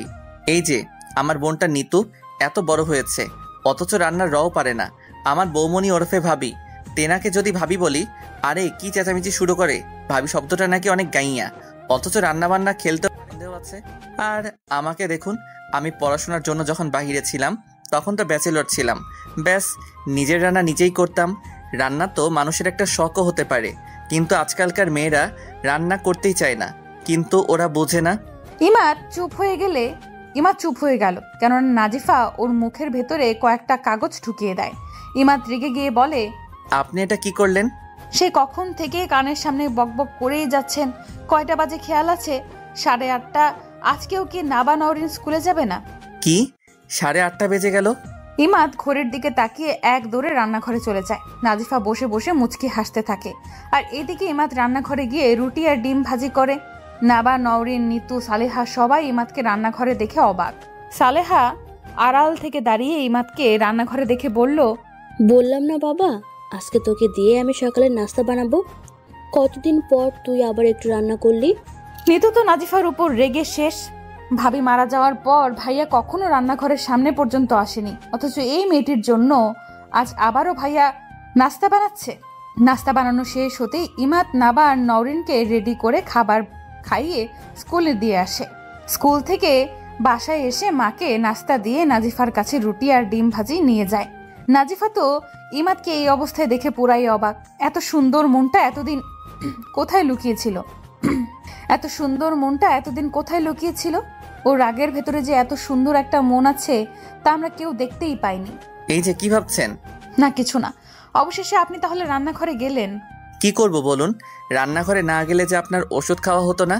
আমি ওষুধ না খেতে পারলে তাতে আপনার কি? ইমাদ কিছু সময় চুপ থেকে বলল, আপনি ওষুধ খেতে না পারলে যে আমার রুম থেকে তাড়াতাড়ি চলে যেতে পারবেন না। আসলে কি শুধু এর জন্যই? আসলে আমি বড্ড বেশি বোকামি, তাই হয়তো। কি হলো? আবার কি ভাবছেন? ভাবছি আমি সুস্থ হয়ে গেলে শুধু এই রুম থেকে নয়, এই বাড়ি থেকেই চলে যাব। কথাটি শুনতেই ইমাদের কেমন যেন খারাপ লাগছিল। ইমাদ বুঝতে পারলো না কেন, কারণ সে এটাই চেয়েছিল এই মেয়েটি যেন ওর জীবন থেকে দূরে চলে যায়। তাহলে আজ ও যখন চলে যাওয়ার কথা বলছে, তাহলে খারাপ লাগছে কেন? তা এখান থেকে কোথায় যাবেন? গ্রামে। কি মায়ের কাছে? মা শব্দটি শুনলেই মেয়েটির চোখ দুটো জলে ঝাপসা হয়ে যায়। নিয়তির পরিহাসে ছোটবেলায় বাবা মারা যায়, আর মা নিজের আপন হয়েও সবসময় সৎ মায়ের মতো আচরণ করেছে। ভেবেছিলাম জীবনে এমন একটা প্রিয় মানুষ আসবে যার আগমনে আমি আমার সমস্ত দুঃখ কষ্ট ভুলে যাব, কিন্তু সবার কপালে সব সুখ যে আর হয় না। এমন একটা মানুষ জীবনে আসলো যে কিনা নাজিফার চোখে মুখে বেদনার সেই নীল রংটা ফুটে ওঠে। অবশ্য উঠবে নাই বা কেন? এমন একটা অমানুষের সাথে বিয়ে হয়েছে যে বিয়ের রাতেই নাজিফা বুঝে ফেলেছে এর সাথে সংসার করা যাবে না। কিন্তু লোকনিন্দা থেকে বাঁচতে 2টা বছর মেয়েটি সমস্ত কষ্ট সহ্য করে সংসারটা করে। অবশেষে একদিন সত্যিই ধৈর্যের বাঁধ ভেঙে যায়, আর পারল না, ডিভোর্স দিতেই হলো। কিন্তু মেয়েটি বুঝলো না আমরা এমন একটা সমাজে থাকি যেখানে একজন মেয়ে স্বামীকে ডিভোর্স দেওয়া মানে সে এমন কিছু করে ফেলেছে যার জন্য প্রতি মিনিটে মিনিটে তাকে মৃত্যুর স্বাদটা গ্রহণ করতে হবে। ওর কোনো অধিকারই নেই ভালোভাবে বাঁচার, ওর কোনো অধিকারই নেই অমানুষ কারো সাথে বিয়ে হলেও তাকে ডিভোর্স দেওয়ার। আর যদি হয় সে পরহেজগার মেয়ে, তাহলে তার পরহেজগারগিরি তা নিয়ে কথা ওঠে। পরহেজগার মেয়ে মানে তোমার স্বামী রাতে যদি মদ খেয়ে এসে তোমাকে মারে, সমাজের মানুষের কথা অনুযায়ী তোমার কাছে সে ব্যথা অমৃতের মতো লাগতে হবে। উফ, করতে পারবে না। নাজিফা টপ টপ করে চোখের জলগুলো ছেড়ে দিল। জীবন যুদ্ধে সে পরীক্ষা দিতে দিতে ক্লান্ত হয়ে গেছে।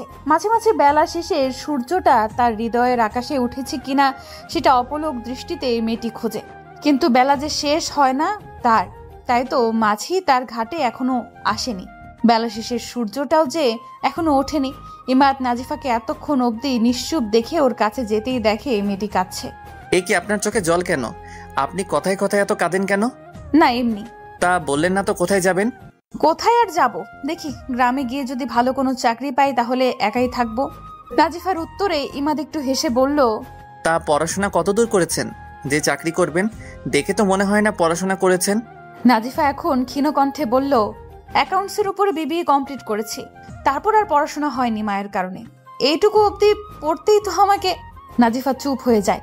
ইমাদের দিকে তাকিয়ে দেখে ছেলেটি অনিমেষ ভাবে ওর দিকে চেয়ে আছে। এভাবে তাকিয়ে আছেন কেন? আপনি বিবিএ কমপ্লিট করেছেন? অবাক হচ্ছেন?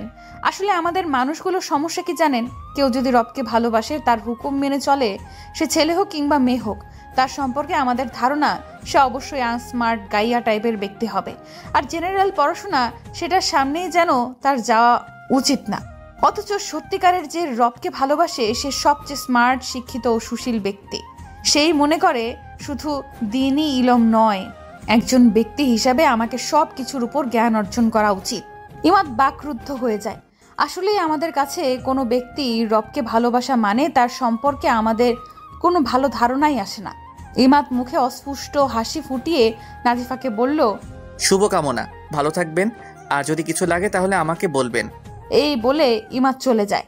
নাজিফাও চলে যেতেই বলে উঠল, এত কিছু না বলে যদি একবার বলতেন প্লিজ আপনি যেন না, তাহলে বিশ্বাস করুন আমি পৃথিবীর সব সুখ আজ পেয়ে যেতাম, কিন্তু 4 অক্ষরের ভালোবাসা শব্দটি হয়তো আমার কপালেই নেই। দুপুর 3টে বাজে নাবা আর নওরিন বাড়ি ফিরে আসে। ইমাদ আজ চেম্বারে যায়নি। সকালে নাজিফার কথাগুলো যেন তার খুব কষ্ট দিচ্ছে, কিন্তু কেন এই প্রশ্নটির উত্তর তার জানা নেই। ইমাদ আবারও রান্নাঘরে গেল। নিজেই নিজেকে বলতে লাগলো, ইমাদ, যেহেতু মেয়েটি চলে যাবে, সেহেতু যে কয়দিন এই বাড়িতে আছে মেহমান হিসেবে তুই না হয় তার সেবা কর। বাবাই বাবাই তুমি কি কাঁদতো? প্রশ্নটি শুনে ইমাদ সামনে তাকাতেই দেখে নাবা একটু হেসে বলল, আমি রান্না করছি মা। কার জন্য? মায়ের জন্য? ইমাদ অবাক হয়ে যায়। নাবার সামনে গিয়ে হাঁটু গেড়ে বসে নাবাকে জিজ্ঞেস করলো, আচ্ছা মা, তুমি ওকে মা বলে ডাকো কেন? বাদে মাকে মা বলবো না তো কি বলবো? ইমাদ অবাক হয়ে যায়। নিশ্চুপ ভাবে নাবার মুখের দিকে চেয়ে রয়। আমার মেয়েটি আজ অব্দি মায়ের ভালোবাসা পায়নি, কিন্তু আজ সে নাজিফাকে নিজের মা মনে করছে। আমি কি করে ওকে কষ্ট দিই? নাজিফা তো চলে যাবে, আমি তো ওকে আটকে রাখতে পারবো না। কি হতো বাবাই, তুমি কি ভাবতো? কিছু না মা, যা তুই তোর মায়ের কাছে যা, আমি আসছি। নাবা চলে যেতেই ইমাদ রান্নায় ব্যস্ত হয়। হঠাৎ তার মনে হলো আমি নাবাকে কি বলে পাঠালাম। কথাগুলো ভাবতেই ইমাদ মুখে হাত দিয়ে ফেলে। আমি কি কোনো মায়াজালে পড়ে যাচ্ছি? না, আমার দ্বারা এরূপ কিছু হওয়া উচিত না। নাজিফা শুয়ে ভাবছিল, জীবনটা কত বিচিত্র, হরেক রকমের মানুষ, হরেক রকমের জীবন। হঠাৎ নাজিফার মনে হলো পর্দার আড়ালে কেউ লুকিয়ে রয়েছে। একটু বিস্মিত হয়ে নাজিফা জিজ্ঞাসা করলো, কে ওখানে? নাজিফার গলার স্বর পেয়ে নওরিন ওর সামনে এসে মাথা নিচু করে দাঁড়িয়ে রইল। নওরিনকে দেখে নাজিফা মুচকি হেসে বলল, কি হলো, ওখানে দাঁড়িয়ে আছো কেন মা? এদিকে এসো। নওরিন অমনেই কান্না করে নাজিফাকে এসে জড়িয়ে ধরে। সরি, আমি তোকে ইচ্ছে করে ব্যথা দেইনি। খাদি আপুকে আদর করলে হবে, আমাকে করবে না? কথাটি শুনে নাজিফা দরজার দিকে তাকাতেই দেখে নাবা। চোখের জলগুলো ছেড়ে বলল, তুমি ওইখানে দাঁড়িয়ে কেন? এসো এদিকে। নাবা খিলখিল করে হাসতে হাসতে নাজিফাকে এসে জড়িয়ে ধরল। নাজিফা ওদের দুজনকে শক্ত করে আগলে ধরে চোখের জলগুলো মুছে ভাবতে লাগলো, জীবনে কিছু না পেলেও যে কদিন এই বাড়িতে আছি, দুটো বাচ্চার ভালোবাসা নিয়েই না হয় থাকবো।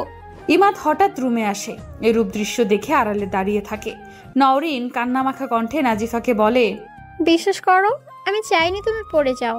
ফুফু আমাকে বলেছিল তুমি নাকি শুধু বাবাইয়ের জন্য পায়েস রেঁধেছ, যা খেলে বাবাই আমাদেরকে ভুলে যাবে। তাই ফুফু আমার হাতে তেল আর কলার খোসা দিয়ে বলল এগুলো বাবাইয়ের ঘরের সামনে ফেলে দিতে, আর এগুলোতে পিছলা খেয়ে তোমার হাতের থেকে পায়েসের বাটিটা পড়ে যাবে। ব্যাস, আমিও তার জন্য এমন করেছি, আমাকে মাফ করে দাও। তোমার কেন মনে হলো আমি শুধু তোমার বাবাইয়ের জন্য রান্না করেছি? আর তাছাড়া তোমার বাবাই তোমাদের এত কম ভালোবাসেন যে আমি সামান্য পায়েস খাওয়ালেই তিনি তোমাদের ভুলে যাবেন? সরি, আমি আর কখনো এমন কাজ করব না। ইমাদ আড়াল থেকে সব কথা শুনতে পেয়ে প্রচন্ড রেগে নিতুর ঘরে যায়। গিয়ে দেখে নিতু বসে বসে গান শুনছে। ইমাদ নিতুর হাতটা ধরে ওকে নাজিফার রুমে নিয়ে আসে। কি হলো ভাইয়া, তুই আমাকে এখানে নিয়ে এসেছিস কেন? নাজিফা ও ইমাদের এরূপ কাণ্ড দেখে অবাক হয়ে যায়। নাবা আর নওরিন কখনোই ইমাদকে এতটা রাখতে দেখেনি। ভয়ে দুজনে নাজিফাকে আরো শক্ত করে জড়িয়ে ধরে। তুই কি করেছিস তুই জানিস না? ইয়ে মামা, মানে কি হয়েছে? নিতুর হাতটা ধরে নাজিফার পায়ের সামনে নিয়ে গিয়ে ইমাদ বলল, যা নাজিফার পা ধরে মাপ চা। ভাইয়া, তুই কি পাগল হয়ে গিয়েছিস? আমি কেন ওর পা ধরবো? কারণ তোর কারণে ও পিছলে খেয়ে পড়েছে। মানে কে বলেছে তোকে এসব? নাজিফাও সংকোচ নিয়ে ইমাদকে বলে, কে বলেছে আপনাকে? দেখুন। চুপ থাকুন, আমি আপনার সাথে কোনো কথা বলছি না। সো প্লিজ আপনি কথা না বললে আমি সব থেকে খুশি হব। নাজিফা চুপ হয়ে যায়। কি হলো নিতু, তোর কানে কথা যাচ্ছে না? ইমাদ প্রচন্ড জোরে ধমক দিতেই নিতু কাপা কাপা কণ্ঠে নাজিফার কাছে মাফ চাইতেই নাজিফা একটু সংকোচ নিয়ে নিতুকে বলে, ঠিক আছে, বাট তুমি নিজে এই কাজটি করলে, বিশ্বাস করো। আমি কিছুই মনে করতাম না, কিন্তু তুমি একটি 9 বছরের বাচ্চাকে দিয়ে আসলে কি এটা উচিত হয়েছে বলো? তুমি তো বড়, তুমি ওর ফুফু। তুমি যদি ওকে এসব করতে শেখাও তাহলে বড় হয়ে ওর কি হবে তুমি বুঝতে পারছো? নিতু চুপ করে দাঁড়িয়ে রইল। নেক্সট টাইম তুই যদি নাজিফার সাথে খারাপ কিছু করেছিস তাহলে আমার চেয়ে খারাপ আর কেউ হবে না। ভাইয়া তুমি না ওকে পছন্দ করো না? তাহলে তোমার এত জলে কেন? কারণ ওকে আমি পছন্দ না করলে কি ও এ বাড়ির বউ, ও আমার বিয়ে করা স্ত্রী। ব্যাস এইটুকুই বলেছে, এতেই আমি খুশি। আমার আর কিচ্ছু লাগবে না। বাকিটা জীবন আপনার মুখে এই কথাগুলো মনে রেখেই কাটিয়ে দিতে পারবো। জানি না মন থেকে বলেছেন কিনা, কিন্তু বলেছেন যে এতেই আমি খুশি। নাজিফা ইমাদের দিকে চেয়ে মনের সাথে কথা বলতে থাকে।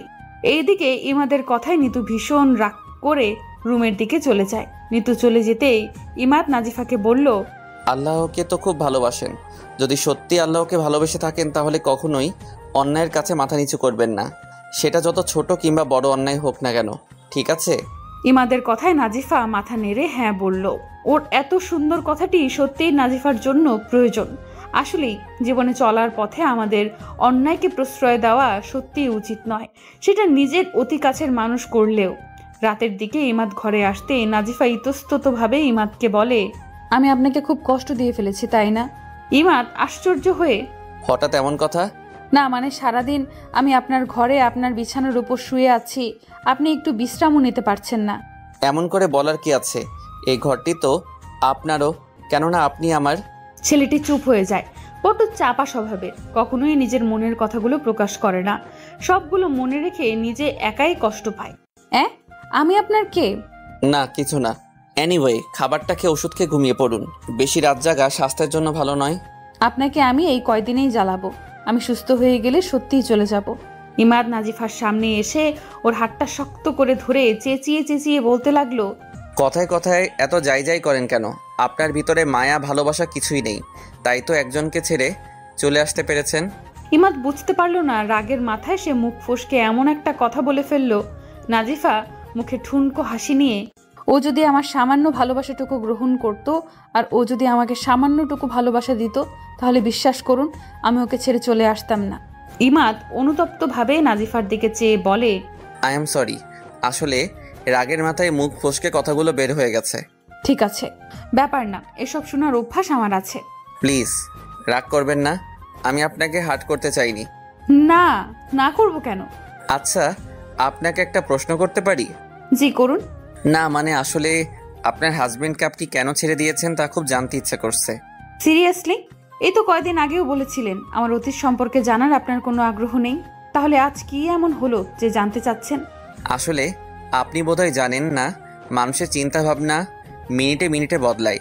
সেদিন যা বলেছিলাম তখন হয়তো আপনার সম্পর্কে আমার যে ধারণা ছিল তা হয়তো এখন পুরোটাই পরিবর্তন হয়ে গেছে। আপনি না বলতে চাইলে আমি জোর করব না, ইটস ওকে। ইমাদ চলে যেতে চাইলে নাজিফা অন্যমনস্ক হয়ে ওর হাতটা আলতো করে স্পর্শ করে। নয়ন বেয়ে অশ্রু মাটিতে গড়িয়ে পড়ে। ইমাদ ওর পাশে বসে। জানেন আমার না কপালটাই খারাপ, তাই তো এমন একজনের সাথে বিয়ে হয়েছে যে আমাকে পণ্য করতে চেয়েছিল। মানে? আসলে আমার হাজবেন্ড মানে মোহন, ও কখনোই চাইতো না আমি পর্দা করি। ও চাইতো আমি সবসময় ফ্যাশন করে ওর বন্ধুদের সাথে জমিয়ে আড্ডা দিই, নাইট ক্লাবে যেন যাই, ওর বসের সাথে যেন দেখা করি, মিষ্টি করে ওর বসের সাথে, কলিগদের সাথে, বন্ধুদের সাথে যেন কথা বলি, হাসাহাসি করি, ফুর্তি করি। কিন্তু আমি ওকে কিছুতেই বোঝাতে পারতাম না যে আমি শুধু ওর সম্পত্তি। এখানে কাউকে নজর দিতে দেওয়া মানে নিজের পায়ে নিজে কুড়াল মারা। আমি ওকে বোঝাতে পারতাম না যে আজ মরে গেলে কাল দুদিন। এই দুনিয়ার রং তামাশা সবকিছুই ক্ষণিকের। প্রতিদিন রাতে মদ খেয়ে এসে আমায় মারত, এমনকি বিয়ের প্রথম রাতেও নেশা করে এসে আমার গায়ে হাত তুলেছিল। সেদিনেই বুঝে ফেলেছিলাম মা টাকার বিনিময়ে এই ছেলেটির কাছে আমায় বিক্রি করে দেয়। বিয়ের পর সারা দিন আমার শাশুড়ি আর মোহনের অত্যাচারে আমি শেষ হয়ে যাচ্ছিলাম। অনেকবার ওকে বুঝিয়েছি, কিন্তু ও উল্টো আমাকে হাতের কাছে যা পেত তা দিয়ে মারত। আয়নার সামনে গিয়ে যখন ওর মায়ের আঘাতগুলো নিয়ে দাঁড়াতাম, আয়নাও দেখতাম আমাকে উপহাস করছে। আমার হৃদয়টাও ও আমাকে উপহাস করত। এই আমি শিক্ষিত ব্যক্তি, এই আমি নিজেকে সম্মান করি, এটাকেই যদি শিক্ষিত ব্যক্তির নমুনা বলা হয় তবে এই শিক্ষার থেকে মূর্খ থাকা অনেক ভালো। চোখের জল মুছে ফেললাম। সেদিন থেকে নিজের অধিকার নিজে আদায় করব ভেবেছিলাম, তাই তো রাতে মোহন এসে যখন আমায় ওর বসের সাথে ফোনে কথা বলতে দেয়, আমি ঠাস করে ওকে একটা থাপ্পড় দিয়ে দেই। ও আমাকে সম্মান করতে পারে না, তাই আমি ওকে সম্মান করতে সেদিন থেকে ভুলে গিয়েছিলাম। জানেন, আমি না ওকে ডিভোর্স দিতাম না যদি দেখতাম ও আমাকে সামান্যটুকু ভালোবাসে, কিন্তু ও আমাকে নয়, বরং বিয়ের পরও এক মেয়ের সাথে রিলেশন চালিয়ে যাচ্ছিল। বুঝতে পেরেছিলাম আমি মোহন আমাকে ভালোবাসে না, তাই মুক্ত করে দিলাম। মুক্ত আকাশে উড়ে চলে গেল, একবারও ফিরে তাকালো না। নাজিফা নিশ্চুপ হয়ে যায়, ইমাদের দিকে চেয়ে দেখে ওর মুখটা ফ্যাকাশে হয়ে গেছে। ইমাদ তাও একটু হেসে নাজিফার দিকে চেয়ে বলে, ভালোবাসতে ওকে খুব, তাই না? কাউকে কারো ভালোবাসা পেতে হলে সেই মানুষটাকে অর্জন করতে হয়। ও তো আমাকে কখনো অর্জন করতে পারেনি, তাই তো আমি ওকে কখনোই ভালোবাসতে পারিনি। ওকে ছেড়ে চলে আসার সময় হৃদয়ে ব্যথা অনুভব হয়নি, বুকের বা পাজরে কষ্ট লাগেনি, একবারও পিছুটান অনুতপ্ত হয়নি। সোডিয়ামের আলোয় কখনো একা হাঁটা হয়নি, সহজে দুঃস্বপ্ন ভেবে মানুষটাকে ভুলে গিয়েছি। তাহলে আমি কেন মিতুকে ভুলতে পারছি না? কারণ আপনি তাকে ভালোবাসেন, অন্তরের সবটুকু অনুভূতি দিয়ে আপনি তাকে অর্জন করতে পেরেছেন, তাই মিতুকে আপনি কখনো ভুলতে পারবেন না। আর যেদিন মিতুকে ভুলে যাবেন সেদিন আপনি নিজেই বুঝে নেবেন আপনি ওকে কখনোই ভালোবাসেননি, তাই তো ওর অনুপস্থিতি আপনাকে ওকে ভুলিয়ে দিল। কিন্তু তাই বলে চলে যাওয়া মানুষটার জন্য জীবন থমকে দেওয়া মানেই আপনি হেরে গেছেন, কিন্তু তাই বলে চলে যাওয়া মানুষটার জন্য অন্য কাউকে ভালোবাসতে না পারা মানে আপনি ভালোবাসার আসল সংজ্ঞাই জানেন না। ভালোবাসা মানে প্রথম ভালোবাসাকে শ্রদ্ধার সাথে মনে রেখে পুরনো অনুভূতিতে আবার কাউকে ভালোবাসতে পারা, আবার কাউকে নিয়ে স্বপ্ন দেখা, আবার কাউকে নিয়ে কল্পনায় হারিয়ে যাওয়ার ইচ্ছে প্রকাশ করা। কেননা জীবনে বাঁচতে হলে আপনাকে ভালোবাসতেই হবে, ভালোবাসার নামের 4 অক্ষরের শব্দের সাথে জড়িত হতে হবেই। না, তা কখনোই আমার পক্ষে সম্ভব নয়। মিতু ছাড়া আমি আর কাউকে ভালোবাসতে পারবো না। ইমাদ সাহেব, বাস্তবতা দেখুন, আবেগ নিয়ে আর যাই হোক বাঁচা যায় না। ইমাদ নাজিফার কথার আর কোনো উত্তর না দিয়ে রুম থেকে বেরিয়ে যায়, নিজের এক রাশ আবেগ নিয়ে ছাদের উপর চলে যায়। আকাশের দিকে অদ্ভুতভাবে তাকিয়ে রইল, ওই নিঃসব তারাগুলোর সাথে কথা বলতে লাগলো। কিন্তু ছেলেটি বুঝতে পারছে না তারাগুলো যে নির্বাক, এরা না ওর দুঃখ বুঝবে না ওর কষ্ট। দীর্ঘশ্বাস ফেলে নীল আকাশের কোনো এক পাশে মিতুর মুখটা খুঁজতে থাকে। হঠাৎ মনে হলো কেউ একজন আলতো করে হাতটাকে স্পর্শ করছে, তাকাতেই দেখে নওরিন। বাবাই, ও বাবাই, তুমি এত রাতে ছাদে কি করছো? তুই এখানে এসেছিস কেন? ওই মেয়ে। কি হলো বল, তুই এখানে কেন এসেছিস? বাবাই, ওই মেয়েটি এমন বলতে হয় না মা, উনি তো। কি বাবাই, উনি কে? আচ্ছা বাবাই, আমি উনিকে কি বলে ডাকবো? ইমাদ হাঁটু গেড়ে বসে। তোর ইচ্ছে মা, তুই যেটা বলে ডাকবি। বাবাই, ওকে আমি মামনি বলে ডাকি, ও না আমার মায়ের মতো। বাবাই, এই মামনিটা অনেক ভালো, অনেক সুন্দর, একেবারে পরীর মতো। আমাকে আর বোনকে অনেক ভালোবাসে। আর কি? আর তোমাকেও অনেক ভালোবাসে। ইমাদ সহসা অট্ট হেসে উঠল। উনি আমাকে ভালোবাসে? যদি তাই হয়তো তাহলে তো এভাবে চলে যাওয়ার কথাই বলতো না। যদি তাই হতো তাহলে এভাবে আমায় একা ফেলে যাওয়ার চিন্তাই করতো না। কি হলো বাবাই, তুমি কি ভাবছো? না, কিছু না। আসলে তোর মামুনিটা সবাইকে ভালোবাসলেও আমায় ভালোবাসে না। নওরিন ধমক দিয়ে, কে বলেছে তোমায়? মামনি তোমায় অনেক ভালোবাসে, তাই তো আমাকে ছাদে পাঠিয়েছে তোমায় ধরে আনতে। তুমি যদি এখন না যাও তাহলে মামনি নিজে এখন উপরে চলে আসবে এই ভাঙা পা নিয়ে। এসব তোকে ভয় দেখিয়েছে মা, বুঝছিস? নওরিন ইমাদের হাত ধরে, বাবাই প্লিজ চলো, না হলে কিন্তু মামনি উপরে চলে আসবে। বললাম না আসবে না, তোকে ভয় দেখিয়েছে। আমি ওনার কি লাগি যে আসবে? আমাকে বলে দিয়েছে 5 মিনিটের ভিতরে তোমায় নিচে নিয়ে না নামলে সত্যি উপরে চলে আসবে। ইমাদ পকেট থেকে মোবাইল বের করে টিপতে টিপতে নওরিনকে বলল, বুঝলি মা, পৃথিবীর সবাই স্বার্থপর, নিজের স্বার্থ ছাড়া কেউ কাউকে ভালোবাসে না। তোর মামুনিও নিজের স্বার্থ ছাড়া কাউকে ভালোবাসে না। এই বলে ইমাদ মোবাইল টিপায় ব্যস্ত হলো। নওরিন ইমাদের হাত ধরে টানছে। হঠাৎ নাজিফার গলার চিৎকার পেয়ে ইমাদের হাত থেকে মোবাইলটা নিচে পড়ে যায়। ইমাদ তার দিকে খেয়ালও করলো না। নিস্তেজ হয়ে গেল নাজিফার আবার কিছু হলো না তো, ওকে সত্যিই উপরে চলে এসেছে। নওরিন ইমাদের হাত ধরে, বাবা, মামনির গলার আওয়াজ না? হ্যাঁ, না, কি বলছিস তুই? এই বলে ইমাদ এক দৌড়ে ছাদ থেকে নিচে নামতেই দেখে নাজিফা সিঁড়ির মধ্যে বসে পা ধরে কান্না করছে। ইমাদ ওকে সিঁড়িতে দেখে হতভম্ব হয়ে যায়। ওর সামনে গিয়ে প্রচন্ড জোরে ধমক দিয়ে বলে, আপনি এই অবস্থায় সিঁড়িতে উঠলেন কেন? আপনার জন্য। চুপ থাকুন, আমার জন্য যত সব। এখন এই পায়ের ব্যথা তো আরো বেড়ে গেছে। নওরিন অমনি বলল, ঠিকই তো তোমার জন্য। কতবার বলেছি, মামনি আমাকে বলেছে তোমাকে নিয়ে 5 মিনিটের ভিতরে নিচে না গেলে উপরে চলে আসবে এই ভাঙা পা নিয়ে। এখন বুঝলে? চুপ থাক তুই। আমাকে আগে বলবি না যে সত্য করে বলেছে? বাবা, আমি কি বলেছি মামনি মিথ্যে করে বলেছে? এখন তুমি সব দোষ আমায় দিচ্ছ? না, সব দোষ আমার। এখন চুপ থাক। যা নিচে গিয়ে বরফ নিয়ে আয়, আমার ঘরে আয়। ওকে বাবাই। নওরিন চলে যেতেই ইমাদ নাজিফাকে কোনো সংকোচ না করে কোলে নিয়ে ঘরের উদ্দেশ্যে হাঁটতে নিচে নামতে লাগলো। নাজিফা অবাক হয়ে ওর মুখের দিকে চেয়ে রইল। শক্ত করে ওর কাঁধ দুটোকে আঁকড়ে ধরলো। ওর এভাবে শক্ত করে আঁকড়ে ধরা দেখে ইমাদ বুঝে ফেললো মেয়েটি ওর মাঝে এমন কাউকে খুঁজছে যে ওকে শত বিপদের মাঝেও শক্ত করে ধরে রাখবে, ওর সুখে সুখী আর ওর দুঃখে দুঃখী হবে। রুমে নিয়ে নাজিফাকে বিছানার উপর শোয়াতেই নওরিন বরফ নিয়ে ইমাদের ঘরে আসে। বাবাই এই নাও। আইস হাতে নিয়ে ইমাদ নওরিনকে বলল, শোন, এটা যেন আর কেউ না জানে। কেন বাবাই? কেন? আবার মা জানলে বাবাইকে বকবে। আমি খুশি হব দিদুন তোমায় বকলি। দাঁড়া, ও আমি এখনই দিদুনকে গিয়ে বলছি। এই বলে নওরিন চলে যেতেই ইমাদ ওকে বারবার ডাকতে থাকে। নাজিফার দিকে চেয়ে গরম চোখে, কে বলেছে উপরে যেতে? আপনি তাহলে কেন আমার উপর রাগ করে উপরে চলে গিয়েছেন? তাই বলে আপনি উপরে চলে আসবেন এই অবস্থায়? যাব, 100 বার যাব।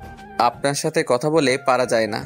ইমাদ আর কথা না বাড়িয়ে নাজিফার পায়ের সামনে গিয়ে বসে ওর পায়ে বরফ লাগাতে থাকলো। সকালে নাজিফার ঘুম ভাঙতেই ও ইমাদের কাণ্ড দেখে অবাক হয়ে যায়। চোখ কচলাতে থাকলো। বারবার নিজের হাতে চিমটি দিয়ে দেখতে লাগলো, এটা কি সত্যি? এটা কি স্বপ্ন না বাস্তব? আমি কিছু ভুল দেখছি না তো? ইমাদ সাহেব নামাজ পড়ছেন, এটা কিভাবে সম্ভব? আমার তো মাথা ঘুরছে। আল্লাহ রাব্বুল আলামিন কি তাকে কবুল করে নিয়েছে? ইমাদ নামাজ পড়ে মোনাজাত শেষে পেছনে তাকাতেই নাজিফাকে দেখে মাথা থেকে টুপিটা খুলে ফেললো। আমতা আমতা করে নাজিফাকে বলল, এইভাবে তাকিয়ে থাকার কি হলো? আপনি নামাজ পড়েছেন? তাই কথা বলতে গিয়ে এত আমতাম করা কি হলো? আপনি সত্যিই নামাজ পড়েছেন? ইমাদ চেঁচিয়ে চেঁচিয়ে, জানেন তো এই জন্যই আমি বাসায় নামাজ পড়তে চাইনি। জানতাম আপনি এমন করবেন। মসজিদে যাওয়ার জন্য যেই রওনা দিলাম অমনি বাহিরে ঝড় বৃষ্টি শুরু হলো, তাই যেতে পারলাম না। এই বলে ইমাদ হাতের জায়নামাজটা গোছাতে লাগলো। নাজিফা ছেলেটির দিকে চেয়ে রইল। অদ্ভুত মায়াবী চেহারা, বাদামি রঙের চোখ, গোলাপি ওষ্ঠদয়, কুচকুচে কালো ভ্রু, আর তার উপরে পরনে নীল কালার পাঞ্জাবি আর মাথার সাদা টুপি। সত্যি এ তো সেই মানুষ যে আমার রাত জাগার কবিতা ছিল, যে আমার গল্পের নায়ক ছিল। নাজিফা উপরের দিকে দুহাত তুলে শুকরিয়া আদায় করলো। ইমাদ তখন ব্রুকুচকে বলল, তা ম্যাডাম, দুহাত উপরের দিকে তুলে কি করছেন? আজকে কি আপনি নামাজ পড়বেন না? ও হ্যাঁ, পড়বো তো। ইমাদ জায়নামাজটা রেখে নাজিফাকে অজুর পানি এনে দেয়। নাজিফা তখন একটু মলিন মাখা মুখ নিয়ে, তা এভাবে আর কয়দিন আমাকে পানি এনে দিবেন? আপনি যতদিন চাইবেন। আমি যদি বলি সারা জীবনের জন্য? ইমাদ কি ভেবে হেসে বলল, তার মানে আপনি সারা জীবন এভাবে পঙ্গু হয়ে থাকবেন? এই বলে ইমাদ ঘর থেকে বাহিরে চলে যায়। নাজিফা ভাবলো ছেলেটি বুঝলো না তার কথাবার্তার ভাবার্থ। এইভাবে হাসি ঠাট্টা করে উড়িয়ে দিল। ইমাদ ঘর থেকে বের হয়ে পিচ ঢালা পথে নীল আকাশকে বন্ধু করে হাঁটতে থাকে। আকাশের দিকে তাকিয়ে হেসে হেসে আল্লাহকে বলতে থাকে, অভিমান করে তোমায় বলে থাকতে গিয়েছিলাম আল্লাহ, কিন্তু এমন একটা মানুষকে জীবন পাঠালে যে কিনা আমাকে আবার তোমার কাছে ফিরিয়ে দিল, আমাকে বুঝিয়ে দিল তুমি তোমার বান্দাদের প্রতি পদে পরীক্ষা করো কেবল। আর সেই মানুষটাকে আবার তুমি আমার জীবন থেকে নিয়ে যাবে? আর এতই যদি সারা জীবন আমাকে পাশে চান তাহলে সুস্থ হয়ে কেন বলেন চলে যাবেন? কেন ও একবারও বলেন না, দেখুন আমি কিন্তু আপনার স্ত্রী, আমি আপনাকে ছেড়ে যাব না। ইগো দেখান আমার সাথে, তাই না? চলে যাক, তাতে আমার কি, যত সব। আমিও ইগো দেখাবো এবার থেকে। এই যে আঙ্কেল, ফুল নেবেন? কে?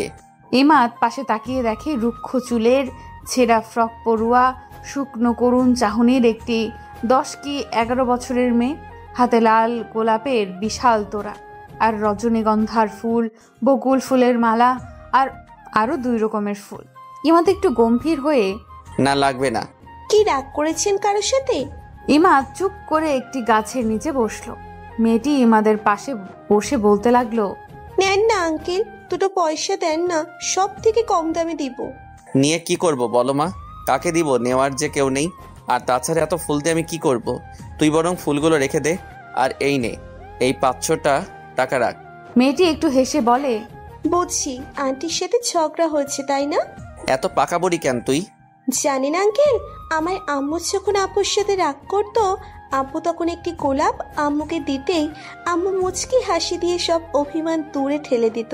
কিন্তু আব্বু মারা যাওয়ার পর আমার আম্মু কোমায় চলে গেছে, আর আমি এতিম হয়ে গেছি। নিজের পেট চালাতে এই ফুল বিক্রি করি। আঙ্কেল, ফুল পবিত্র, এটা যে কারো মন ভালো করে দেয়। আপনি বরং এই সবগুলো ফুল আন্টিকে দিয়েন, দেখবেন আন্টির মন ভালো হয়ে যাবে। মেয়েটি ফুলগুলোকে ইমাদের পাশে রেখে 500 টাকা নিয়ে খুশিতে পিচ ঢালা পথের সাথে মিলে গেল। ইমাদ কেন জানি মেয়েটির আবদারটা ফেরাতে পারলো না। আল্লাহ তো আমার মেয়েগুলোকে ওর মতো করলো না। আমাকে তিনি কত ভালোবাসলেন, অথচ আমি ওনার উপর অভিমান করেছিলাম। ইমাদ অনুতপ্ত হয়ে পাশে তাকাতে এই ফুলগুলো দেখে মেয়েটির শেষ কথাটি মনে পড়ল। আঙ্কেল, ফুল পবিত্র। তার মানে এটি পবিত্র কোনো মানুষকেই দেওয়া উচিত। ইমাদ ফুলগুলো হাতে নিয়ে বাড়িতে গেল। রুমে ঢুকার আগে দরজার সামনে দাঁড়িয়ে ইমাদ 100 বার ভাবলো, ভেতরে কি এই ফুল নিয়ে যাব? না থাক, ফুলগুলো বাইরে রেখে আসি। না, কেন রাখবো? আমি কি ওনার জন্য কিনেছি? আর তাছাড়া এটা আমার ঘর, আমি যেটা ইচ্ছা সেটা নিয়ে ঘরে ঢুকতে পারবো। ইমাদ একটা ভাব নিয়ে ঘরে ঢুকতেই দেখে নাজিফা বিছানা ছাড়ছে। ইমাদ ধমক দিয়ে বলে, এই কি আপনার মাথা খারাপ হয়ে গেছে? কে ও ইমাদ সাহেব? কেন আমার মাথা খারাপ হবে? আপনি ভাঙা পা নিয়ে বিছানা থেকে নেমেছেন? আসলে পায়ের ব্যথাটা না কমে গেছে। আর তাছাড়া এভাবে শুয়ে থাকলে হবে না, কাজ আছে অনেক। মেয়েগুলোকে স্কুলে পাঠানো, ওদের জন্য নাস্তা করা, এগুলো তো প্রতিদিন, আর আপনি করে দিবেন না। ইমাদ গোমরা মুখ করে, যা খুশি তাই করুন আপনি। তাই তো করব। এনিওয়ে, আপনার হাতে ওগুলো কি? এলে বাবালে, আপনি কি ছোট খুকি যে এগুলোর নাম জানেন না? তা না, আসলে এত ফুল আপনার হাতে, এগুলো কি আমার? ইমাদ একটু হেসে বলে, কি হলো, চুপ হয়ে গেছেন কেন? যেটা বলতে গিয়েছেন সেটা বলুন। না মানে আসলে এত ফুল আপনার হাতে। ইমাদ চেঁচিয়ে বলে, কি আমি ফুল বিক্রি করবো আপনার কাছে? তা নয় তো কি, এত ফুল পাগলেও তো আনে না। যারা আনে তাদের এক কথায় ফুল বিক্রেতা বলে। তা আপনার কি চাকরি চলে গেছে? কেন? না মানে ফুল বিক্রির পাল্লায় নামছেন যে।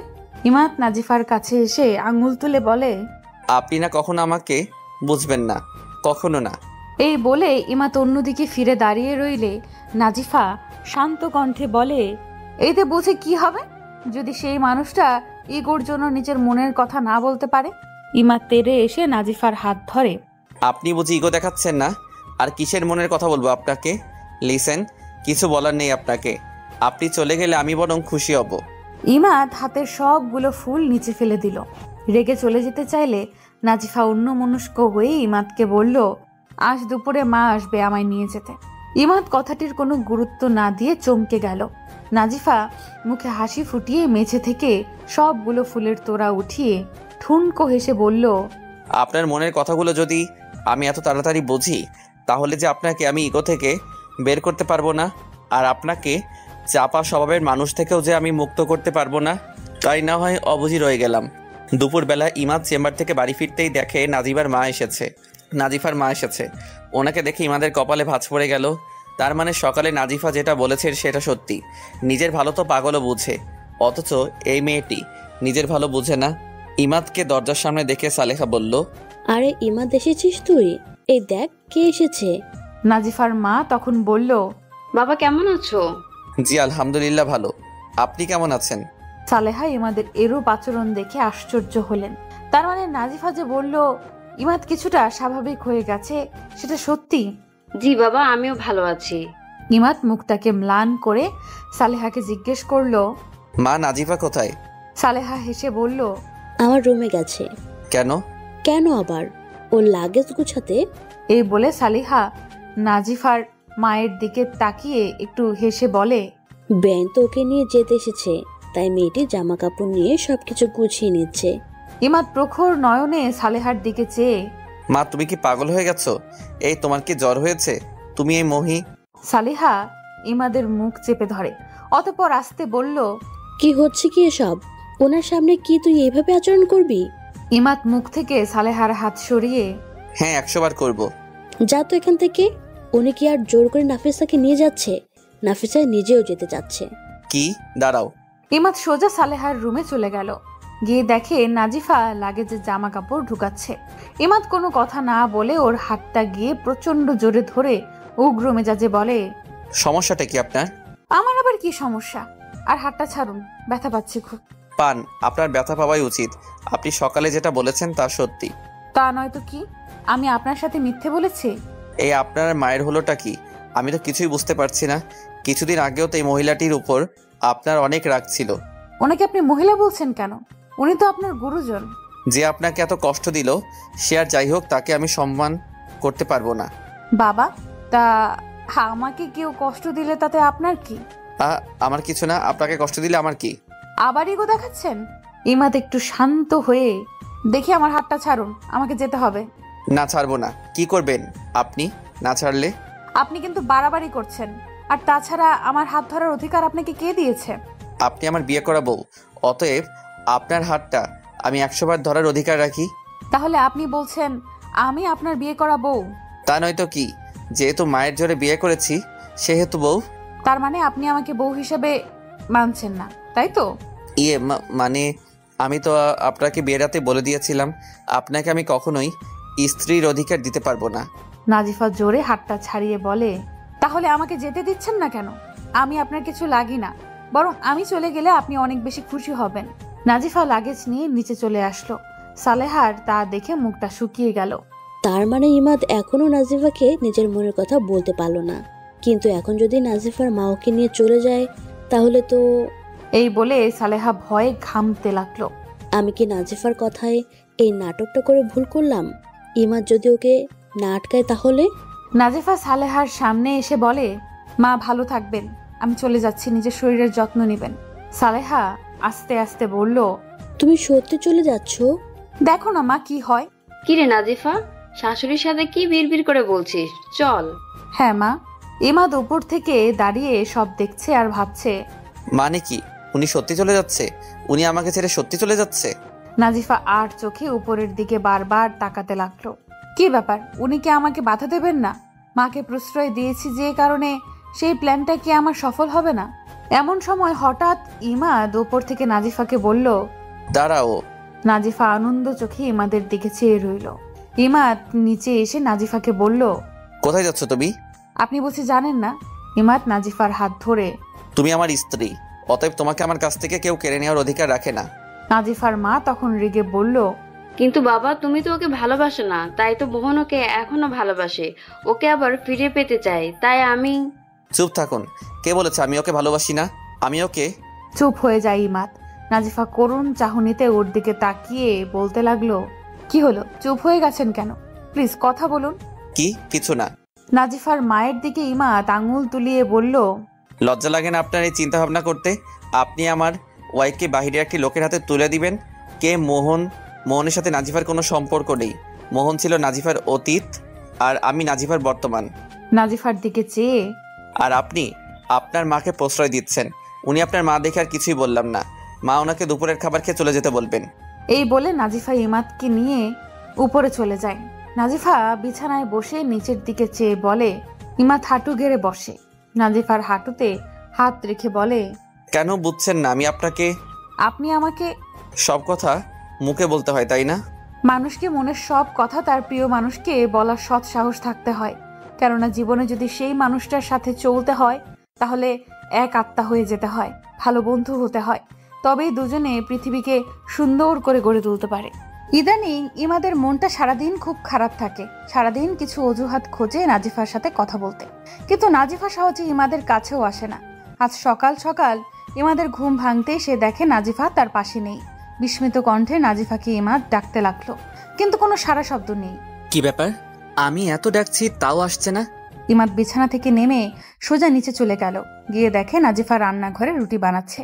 পাশে নওরিন বসে রয়েছে আর নাজিফার সাথে কিছু সময় পর পর কথা বলছে। আচ্ছা মামুনি, তুমি কালকে রাতে আমাদের সাথে শুয়েছো কেন? কি করব বলো মা, তোমার বাবাই যে ঘুমে প্রচন্ড নাক ডাকে। কথাটি ইমাদের কানে যেতেই আচমকা কণ্ঠে নাজিফার দিকে চেয়ে বলল, এক্সকিউজ মি, আমি নাক ডাকি? নাজিফা একটু হেসে বলল, তোকে আমি মিথ্যে বলছি? হ্যাঁ বাবাই, তুমি নাক ডাকো। ইমাদ গরম চোখে নওরিনের দিকে তাকিয়ে বলে, ফাইজলামো হচ্ছে আমার সাথে? তুই কখনো শুনেছিস আমার নাক ডাকার অভ্যাস আছে? না, তবে এখন তো মামনির কাছে শুনেছি। এই বলে নওরিন আর নাজিফা খিলখিল করে হাসতে লাগলো। ওদের হাসির আওয়াজের উপর থেকে ফাহাদ তিক্ত কণ্ঠে বলে উঠল, বাহ নওরিন, ভালো তো সহজে মানুষকে ভুলে যেতে পারিস। নওরিন হাসি মুখটাকে ফ্যাকাশে করে, মানে বড় আব্বু? ফাহাদ একটু অট্ট হাসি নিয়ে বলে, মাকে এত তাড়াতাড়ি ভুলে গেলি? মায়ের জায়গায় খুব সহজে এই মেয়েটিকে স্থান দিলি? ফাহাদের পাশে ফাহমিদা দাঁড়িয়ে নীল কাটার দিয়ে নখ কাটতে কাটতে বলে, ভুলবে না ফাহাদ, তোমার ভাইয়ে ও তো মিতুকে খুব সহজে ভুলে গেল। এই সেই ইমাদ যে মিতুকে ছাড়া কিছুই বুঝতো না। মিতুর মৃত্যুর পর ইভেন ওয়াদাও করেছিল আর কোনোদিন বিয়ে করবে না, আর আজ সে ছেলেই নাকি এভাবে পাল্টে গেল। ইমাদ ফাহমিদার কথাগুলোতে নিজেকে অপরাধী ভাবতে শুরু করে। সত্যি তো, আমি এত তাড়াতাড়ি মিতুকে ভুলে গেলাম। আমি যে মিতুকে শুধু ভালোবাসি, তাহলে কেন নাজিফার জন্য আমার এত কাকুতি মিনতি? কেন নাজিফাকে আমি এত গুরুত্ব দিচ্ছি? আমি তো তাহলে মিতুকে ঠকাচ্ছি, আমার ভালোবাসাকে ছোট করে ফেলছি। ফাহমিদা নিচে নেমে এসে ইমাদের সামনে দাঁড়িয়ে বলে, আচ্ছা ইমাদ, তুমি কি সত্যি মিতুকে কখনো লাভ করেছো? ইমাদ আমতা আমতা করে বলে, কেন তোমার এটা মনে হচ্ছে বৌমনি? না, আসলে তোমার ভালোবাসাটা এতটাই পাঞ্চে যে মানুষটা মরে যাওয়ার সাথে সাথে তুমি তাকে ভুলে গেলে, তার জায়গায় অন্য কাউকে স্থান দিলে। আদৌ কি এটাকে কি রিয়েল লাভ বলে নাকি ফেক বলে? তুমি ভাবো, যাকে ছাড়া একটা সময় তুমি কিছু বুঝতে না, আজ তাকেই তোমার সারা দিন একবারও মনে পড়ে না। যার ছবি দেখলে একটা সময় তার বিয়োগ বেদনায় কাঁদতে, আজ তার জন্যই দুফোঁটা চোখের জলও ভুল করে ঝরে পড়ে না। ব্যাপারটা তোমাকে এখন আর ভাবায় না, তাই না? আসলে তুমি কখনোই মিতুকে ভালোবাসোনি। ইমাদ ফাহমিদার দিকে তাকিয়ে কান্নামাখা কণ্ঠে বলে, ঠিকই তো, আমি এমন ভুল কিভাবে করলাম? আমি কেমনে ওকে ভুলে আছি? এই বলতে বলতে ইমাদ ঘর থেকে বের হয়ে যায়। নাজিফা কাঁদতে কাঁদতে ইমাদের পিছু যেতে চাইলেই ফাহমিদা নাজিফার হাতটা শক্ত করে ধরে, আমাকে সেদিন জ্ঞান দিয়েছিল না, এবার বুঝো আমি কি করতে পারি। দেখো আজকে সারাদিনও ইমাদ বাসায় আসে কিনা। এই বলে ফাহমিদা ফিক ফিক করে হেসে ফাহাদকে বলল, চলো ফাহাদ, রুমে যাই, এখনো বুয়ার আর যে রুটি বানানো হয়নি। যাওয়ার সময় নওরিনকে উদ্দেশ্য করে ফাহমিদা বলল, আর হ্যাঁ নওরিন, তুই যে একে মামনি বলে ডাকিস, তুই জানিস এতে তোর মা কতটা কষ্ট পাচ্ছে কবরে? তুইও তোর মাকে ভুলে গেলি। ফাহমিদার কথায় নওরিনের মনটা ঘুরে গেল। নওরিনও ঘরের দিকে চলে গেল। সবাই যখন নাজিফাকে একা করে চলে গেল, মেয়েটি তখন নিচে বসে পড়ল। উপরের দিকে তাকিয়ে কাঁদতে কাঁদতে সৃষ্টিকর্তাকে বলল, মেয়েটি বুকের চাপা কষ্টগুলো আজ আকাশে উড়িয়ে দিচ্ছে। অনেক তো হলো সেগুলো চেপে রেখে কষ্ট পাওয়া, ঠোঁটের কোণে মৃদু হাসি রেখে এক জীবন এভাবে পার করা। কিন্তু দিন শেষে যখন সূর্যটা অস্তমিত হয়, তখন সত্যিই ভাবতে হয় মেয়েটি জীবনে কারো ভালোবাসা পেল না, না বাবার, না মায়ের, না স্বামীর, আর নাই পৃথিবীর কারো। কিন্তু তবুও মেয়েটি ঠকে গিয়ে নিজেকে জিতিয়ে দেয় এই ভেবে যে কারণ না পেলেও যে মহান আল্লাহ পাকের ভালোবাসা পেয়েছি, ওটাই আমার জন্য যথেষ্ট। কিন্তু আজ আর পারল না মনকে বোঝাতে, কেননা মেয়েটি যে ইমাদকে প্রচন্ড ভালোবেসে ফেলেছে। নিজের মনের সবটুকু রং দিয়ে যে সে ইমাদকে নিজের করে পেয়েছে। সালেহা বেগম নাজিফার গুনগুনিয়ে কান্নার আওয়াজ শুনে তাড়াতাড়ি করে বাহিরে এসে দেখে নাজিফা মেঝেতে বসে কাঁদছে। চোখের জলগুলো অনায়াসে গড়িয়ে পড়ছে। সালেহা একটু চমকে গিয়ে বলে, নাজিফা মা, তোর কি হয়েছে? তুই কেন এভাবে কাঁদছিস? মায়ের মতো শাশুড়ির এমন আকুতি কণ্ঠ নাজিফার কানে যেতেই নাজিফা এক লাফ মেরে উঠে পড়ল। সালেহাকে জড়িয়ে ধরে বলতে লাগলো, মা, ইমাদ ইমাদ।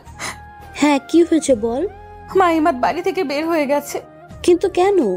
নাজিফা তখন সবকিছু খুলে বলতেই সালেহা ক্ষীণ কণ্ঠে বলল, এরা আমার ছেলেটাকে ভালোভাবে বাঁচতে দেবে না। নাজিফা কাপা কাপা কণ্ঠে বলল, মা প্লিজ তুমি এভাবে বলো না, তুমি বরং ওকে একবার ফোন দিয়ে বলো বাসায় ফিরে আসতে। তুমি তো মা, তোমার কথা শুনবে হয়তো। সালেহা বেগম দীর্ঘশ্বাস ফেলে, না রে মা, ও আজ সারাদিনও বাড়ি ফিরবে না। মা তুমি একবার চেষ্টা করো না। তুই যেহেতু বলছিস, তাহলে আমি ফোন দেই। এই বলে সালেহা বেগম ফোন দিল। ফোনের ওপাশে রিং হলো, কিন্তু ফোন ধরার মানুষটা হয়তো ইচ্ছে করেই ফোন ধরলো না। সালেহা নিরাশ হয়ে ফোন ধরছে না। নাজিফা চুপ হয়ে সালেহার দিকে চেয়ে রইল। সন্ধ্যের দিকে ইমাদ বাড়ি ফিরতেই সালেহা ওর সামনে গিয়ে কিছুটা রেগে বলল, সারাদিন কোথায় ছিলিস? আমি এতবার তোকে ফোন করলাম, তুই কেন ফোন ধরলি না? ইমাদ গম্ভীর কণ্ঠে বলে, ইচ্ছে করিনি তাই ধরিনি মা। আর তাছাড়া আমি আগেও তো এমন ছিলাম, হঠাৎ বাড়ি থেকে চলে যেতাম। তুমি ফোন দিতে যখন দেখতে আমি ধরতাম না, তখন বুঝে নিতে আমি মিতুর কবর জিয়ারত করতে গিয়েছি। তাহলে আজ কেন এত চিন্তা আর প্রশ্ন করছো? কারণ সেদিন মিতু ছাড়া তোর জীবনে কেউ ছিল না, কিন্তু আজ নাজিফা তোর জীবনে এসেছে। মিতু আজ তোর অতীত এবং নাজিফা তোর বর্তমান ভবিষ্যৎ। ইমাদ চেঁচিয়ে চেঁচিয়ে সালেহাকে বলল, ব্যাস মা, তুমি অনেক করেছো, কিন্তু আর নয়। তোমার কারণে আমি মিতুকে পর্যন্ত ভুলে গিয়েছি। মা, একটা কথা নাজিফাকে মাথায় ঢুকিয়ে নিতে বলো। আমি কখনোই ওকে স্ত্রীর অধিকার দিতে পারবো না, আর কখনোই ভালোবাসতে পারবো না। এই বলে ইমাদ উপরে যেতেই নাজিফা ওর সামনে এসে দাঁড়ায়। কাজল ল্যাপটানো চোখ দুটো অশ্রু জলে ইমাদের দিকে চেয়ে আস্তে করে বলল, যদি কখনোই স্ত্রীর মর্যাদা নাই দিতে পারেন, তাহলে কেন মায়ের সাথে চলে যেতে দিলেন না? কেন এভাবে আমাকে মায়ের জালে আটকে দিলেন? কেন এত মায়া দেখালেন? নাজিফার প্রশ্নের উত্তর ইমাদ দিতে পারল না, কেননা সে নিজেই জানে না কোন মায়া জালে সে আটকে পড়েছে। কিছুটা রাগী ভাব নিয়ে চোখ লালচে করে নাজিফাকে বলল, জানি না। এই বলে উপরের দিকে নিজের ঘরে চলে গেল। নাজিফা ইমাদের চলে যাওয়ার দিকে অনিমেষভাবে চেয়ে রইল। রান্নাঘরে এসে নাজিফা নিজেকে নিজেই বলতে লাগলো, ইমাদ সাহেবের মনটা হয়তো তখন খুব খারাপ ছিল, তাই এইভাবে আচরণ করেছে। এখন হয়তো মন মানসিকতা আবার ঠিক হয়ে গেছে, এখন আমার সাথে ভালোভাবেই কথা বলবে। এই ভেবে নাজিফা সমস্ত কষ্ট দূরে সরিয়ে ইমাদের জন্য রাতের খাবার নিয়ে উপরে চলে গেল। ইমাদের ঘরের সামনে এসে নাজিফা কিছুটা সংকোচ নিয়ে বলল, আসবো? ইমাদ তখন মাত্র গোসল করে ওয়াশরুম থেকে বের হয়েছে। নাজিফার কণ্ঠস্বর ইমাদের কানে যেতেই একটু বিরক্তিকর ভাব নিয়ে বলল, কি চাও আমার কাছে? মানুষ নিমেষেই বদলে যায়। 40 বছর একসাথে সংসার করেও স্বামী স্ত্রী দুজন দুজনকে চিনতে পারলো না। আর আমি কিনা এই কয়দিনে ওনার সামান্য ভালো আচরণে ওনাকে চিনে ফেলেছিলাম। ভাবলাম আসলে বোকার স্বর্গ বসবাস করা মানুষগুলোর দশা আমার মতোই হয়। হ্যালো, আপনাকে বলছি, কি এই ঘরে কেন আসছেন? আর হাতে ওসব কি? নাজিফা মুখে মৃদু হাসি নিয়ে বলে, না মানে আপনার জন্য রাতের ডিনার নিয়ে এসেছি। ইমাদ গম্ভীর স্বরে, থ্যাঙ্কস, বাট আমি খাবো না, বাহিরে থেকে খেয়ে এসেছি। কেন মিথ্যে কথা বলছেন আপনি? মানে? কেন মিথ্যে কথা বলছেন আপনি? দেখুন, আমার সাথে রাগ করেছেন বলে কি খাবেন না, এমন কথা কেন বলছেন? ইমাদ রাগে তেড়ে এসে নাজিফার দিকে আঙুল তুলে বলে, আপনি কে যে আপনার সাথে রাগ করে আমি খাবার খাবো না? আমার খিদে নেই তাই খাবো না। তাই বললে হয়? এই কথা বলে নাজিফা সোজা ইমাদের রুমে ঢুকে যায়। খাবারটা বিছানার পাশে রেখে একটু হাসি মুখে চেয়ারের মধ্যে রাখা তোয়ালেটা গোছাতে গোছাতে নিল ইমাদ সাহেব। এবারে চেয়ারে ভদ্র ছেলেদের মতো বসে খাবারটা খেয়ে নিন। ইমাদ তখন টেবিলের উপর রাখা খাবারটাকে হাতে নিয়ে কোনো কিছু না ভেবে নিচে ফেলে দিল। তারপর জোরে একটা ধমক দিয়ে নাজিফাকে বলল, গেট আউট। আজকের পর আপনি আর কখনোই আমার রুমে আসবেন না। নাজিফা ভয়ে ভয়ে মেঝে থেকে ভাঙা প্লেট গ্লাস উঠাতে লাগলো। ইমাদের দিকে চেয়ে করুণ স্বরে বলল, আজকে সারাদিন কিছুই খাইনি, ভেবেছিলাম আপনি আসলে অতপর খাবো, কিন্তু তাও হলো না। কথাগুলো শুনে ইমাদের খুব মায়া হলো নাজিফার উপর, কিন্তু নিজের ইগোটা বজায় রেখে চওড়া গলায় নাজিফাকে বলল, কে বলেছে এত ন্যাকামি করতে? আমি কি বলেছি আমার জন্য না খেয়ে পাগলামি করতে? যত সব, গিয়ে খেয়ে নিন যান। না খাবো না, দেখি আপনিও কতক্ষণ আপনার জেদটা বজায় রাখতে পারেন আর আমিও কতক্ষণ পারি। এই বলে নাজিফা বেখেয়ালে মেঝেতে পড়ে থাকা কাচের টুকরোতে হাত দিতে হাতটা চরমভাবে কেটে যায়। ইমাদ তা দেখে এক কদম সামনে আসলেও পরে নিষ্ঠুর মানুষের মতো পিছিয়ে যায়। নাজিফা তা দেখে আরো বেশি কষ্ট পেল। ইমাদকে কোনো কিছু না বলেই ঘর থেকে বেরিয়ে গেল। নাজিফা চলে যেতেই ইমাদের কেন যেন ভীষণ কষ্ট অনুভব হতে লাগলো। শুধু মেঝের দিকে তাকিয়ে নাজিফার রক্তগুলোর পানে চেয়েই রইল। না, এতটা খারাপ আচরণও করা উচিত হয়নি আমার। রাত যখন 1:30 বাজে, ইমাদ চুপি চুপি মায়ের রুমে যায়। গিয়ে দেখে নাজিফা সেখানে নেই। কিছুটা বিস্মিত হয়ে বলে, কি ব্যাপার, ও কোথায় শুয়েছে? নওরিন আর নাবার রুমে নয় তো? ইমাদ দ্রুত নওরিন আর নাবার রুমে গিয়ে দেখে সেখানেও নাজিফা নাই। এখানেও নেই, তাহলে কোথায় ও? ইমাদ একটু চিন্তায় পড়ে যায়, বলে, আচ্ছা, ও আবার বাড়ি থেকে চলে যায়নি তো? গেলে তো ভালো, তাতে আমার কি? কিন্তু নাবা তো ওকে অনেক ভালোবাসে। না না, চাইনি, হয়তো অন্য কোথাও আছে। ইমাদ গেস্ট রুমে গিয়ে দেখে মেয়েটি সেখানে। ইমাদ নাজিফার পাশে গিয়ে বসে মেয়েটির দিকে চেয়ে রইল। হঠাৎ করে ইমাদের চোখ পড়ল মেয়েটির হাতের উপর। হাতটা সত্যিই খুব বাজেভাবে কেটে গেছে।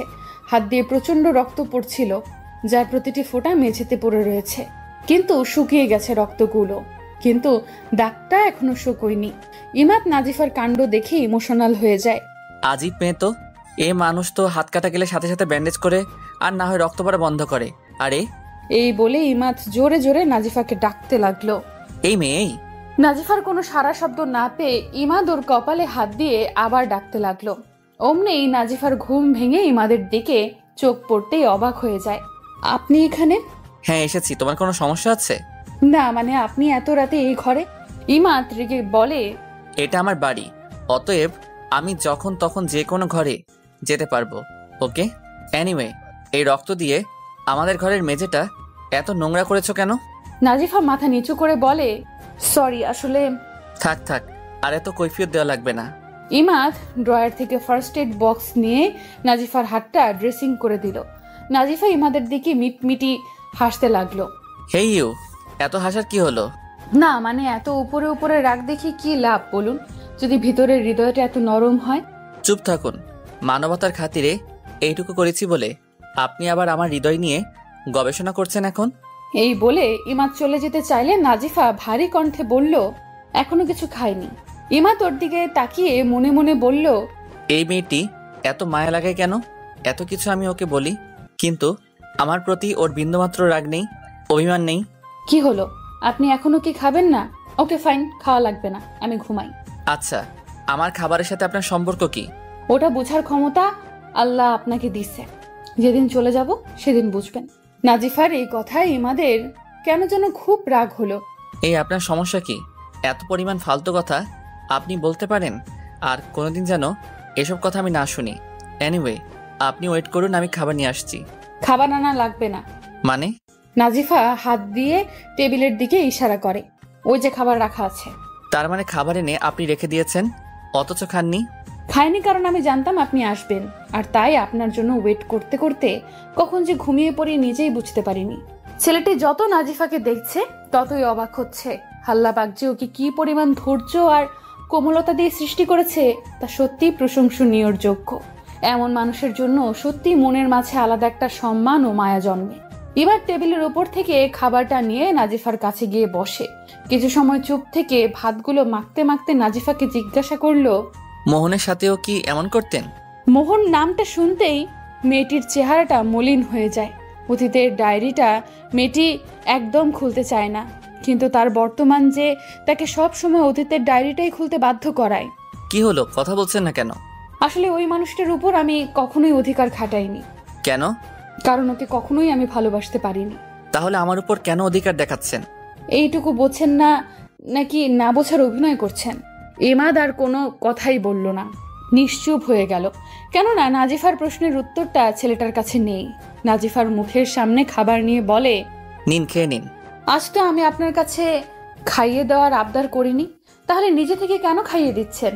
ইমাদ আমতা আমতা করে বলে, জানি না। জানার চেষ্টা করবেন, তাহলে অনেক কিছুর উত্তরও পেয়ে যাবেন। লাল গোল্ডেন পর্দার ছোট ছোট ফাঁক দিয়ে ভোরের অর্ক যখন রৌদ্রের মেলা বসিয়েছে, ঠিক তখনই তার সামান্যতম স্পর্শে আমাদের ঘুম ভেঙে যায়। চোখ কচলাতে কচলাতে উঠতেই কি যেন একটা মনে করে ছেলেটি মুখটা ভারী হয়ে যায়।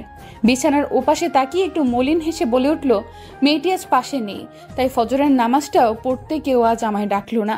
ছেলেটির মনের ভেতর একটা শূন্যতা কাজ করতে লাগলো। হিমাদ বুঝতে পারছে না তার মন কি চায়। আসলে আমার এমন কেন লাগছে, আমি কি চাচ্ছি, আমার কি করা উচিত আমি কেন বুঝতে পারছি না। ছেলেটি উপরের দিকে তাকিয়ে দীর্ঘশ্বাস ফেলে বলল, কে এরকম দোটানে রেখো না। আমার কেন নাজিফার জন্য কষ্ট হয়, কেন ওর জন্য চোখ চলে টপ টপ করে। ছেলেটি মাথায় হাত দিয়ে চিত হয়ে অনেকক্ষণ শুয়ে থাকে। হঠাৎ কি মনে করে বিছানার ডান দিকে টেবিলের দিকে চোখ পড়তেই একটা চিঠি পেল। আচমকা চিঠিটা হাতে নিতেই ছেলেটির মুখটা ফ্যাকাশে হয়ে যায়। বুকের বাঁ পাশে হাহাকার শব্দে রানাগোনা হতে লাগলো। ছেলেটি খুলতেই তার ভেতরে লেখা, তুমি অনেক ভালো থেকো অ্যান্ড প্লিজ নিজের খেয়াল রেখো। ইমাদ 2 লাইনের এই চিঠিটা পড়ে থরথর করে কাঁপতে লাগলো। বাহিরের দিকে চেয়ে দেখে আকাশটা হঠাৎ মেঘে ছেয়ে গেছে, আর ইমাদের চোখ দুটো জলে ঝাপসা হয়ে গেছে। বিছানা থেকে উঠে সোজা গেস্ট রুমে চলে যায়। গিয়ে দেখে সেখানেও নাজিফা নেই, শুধু বিছানার উপর একটি লাল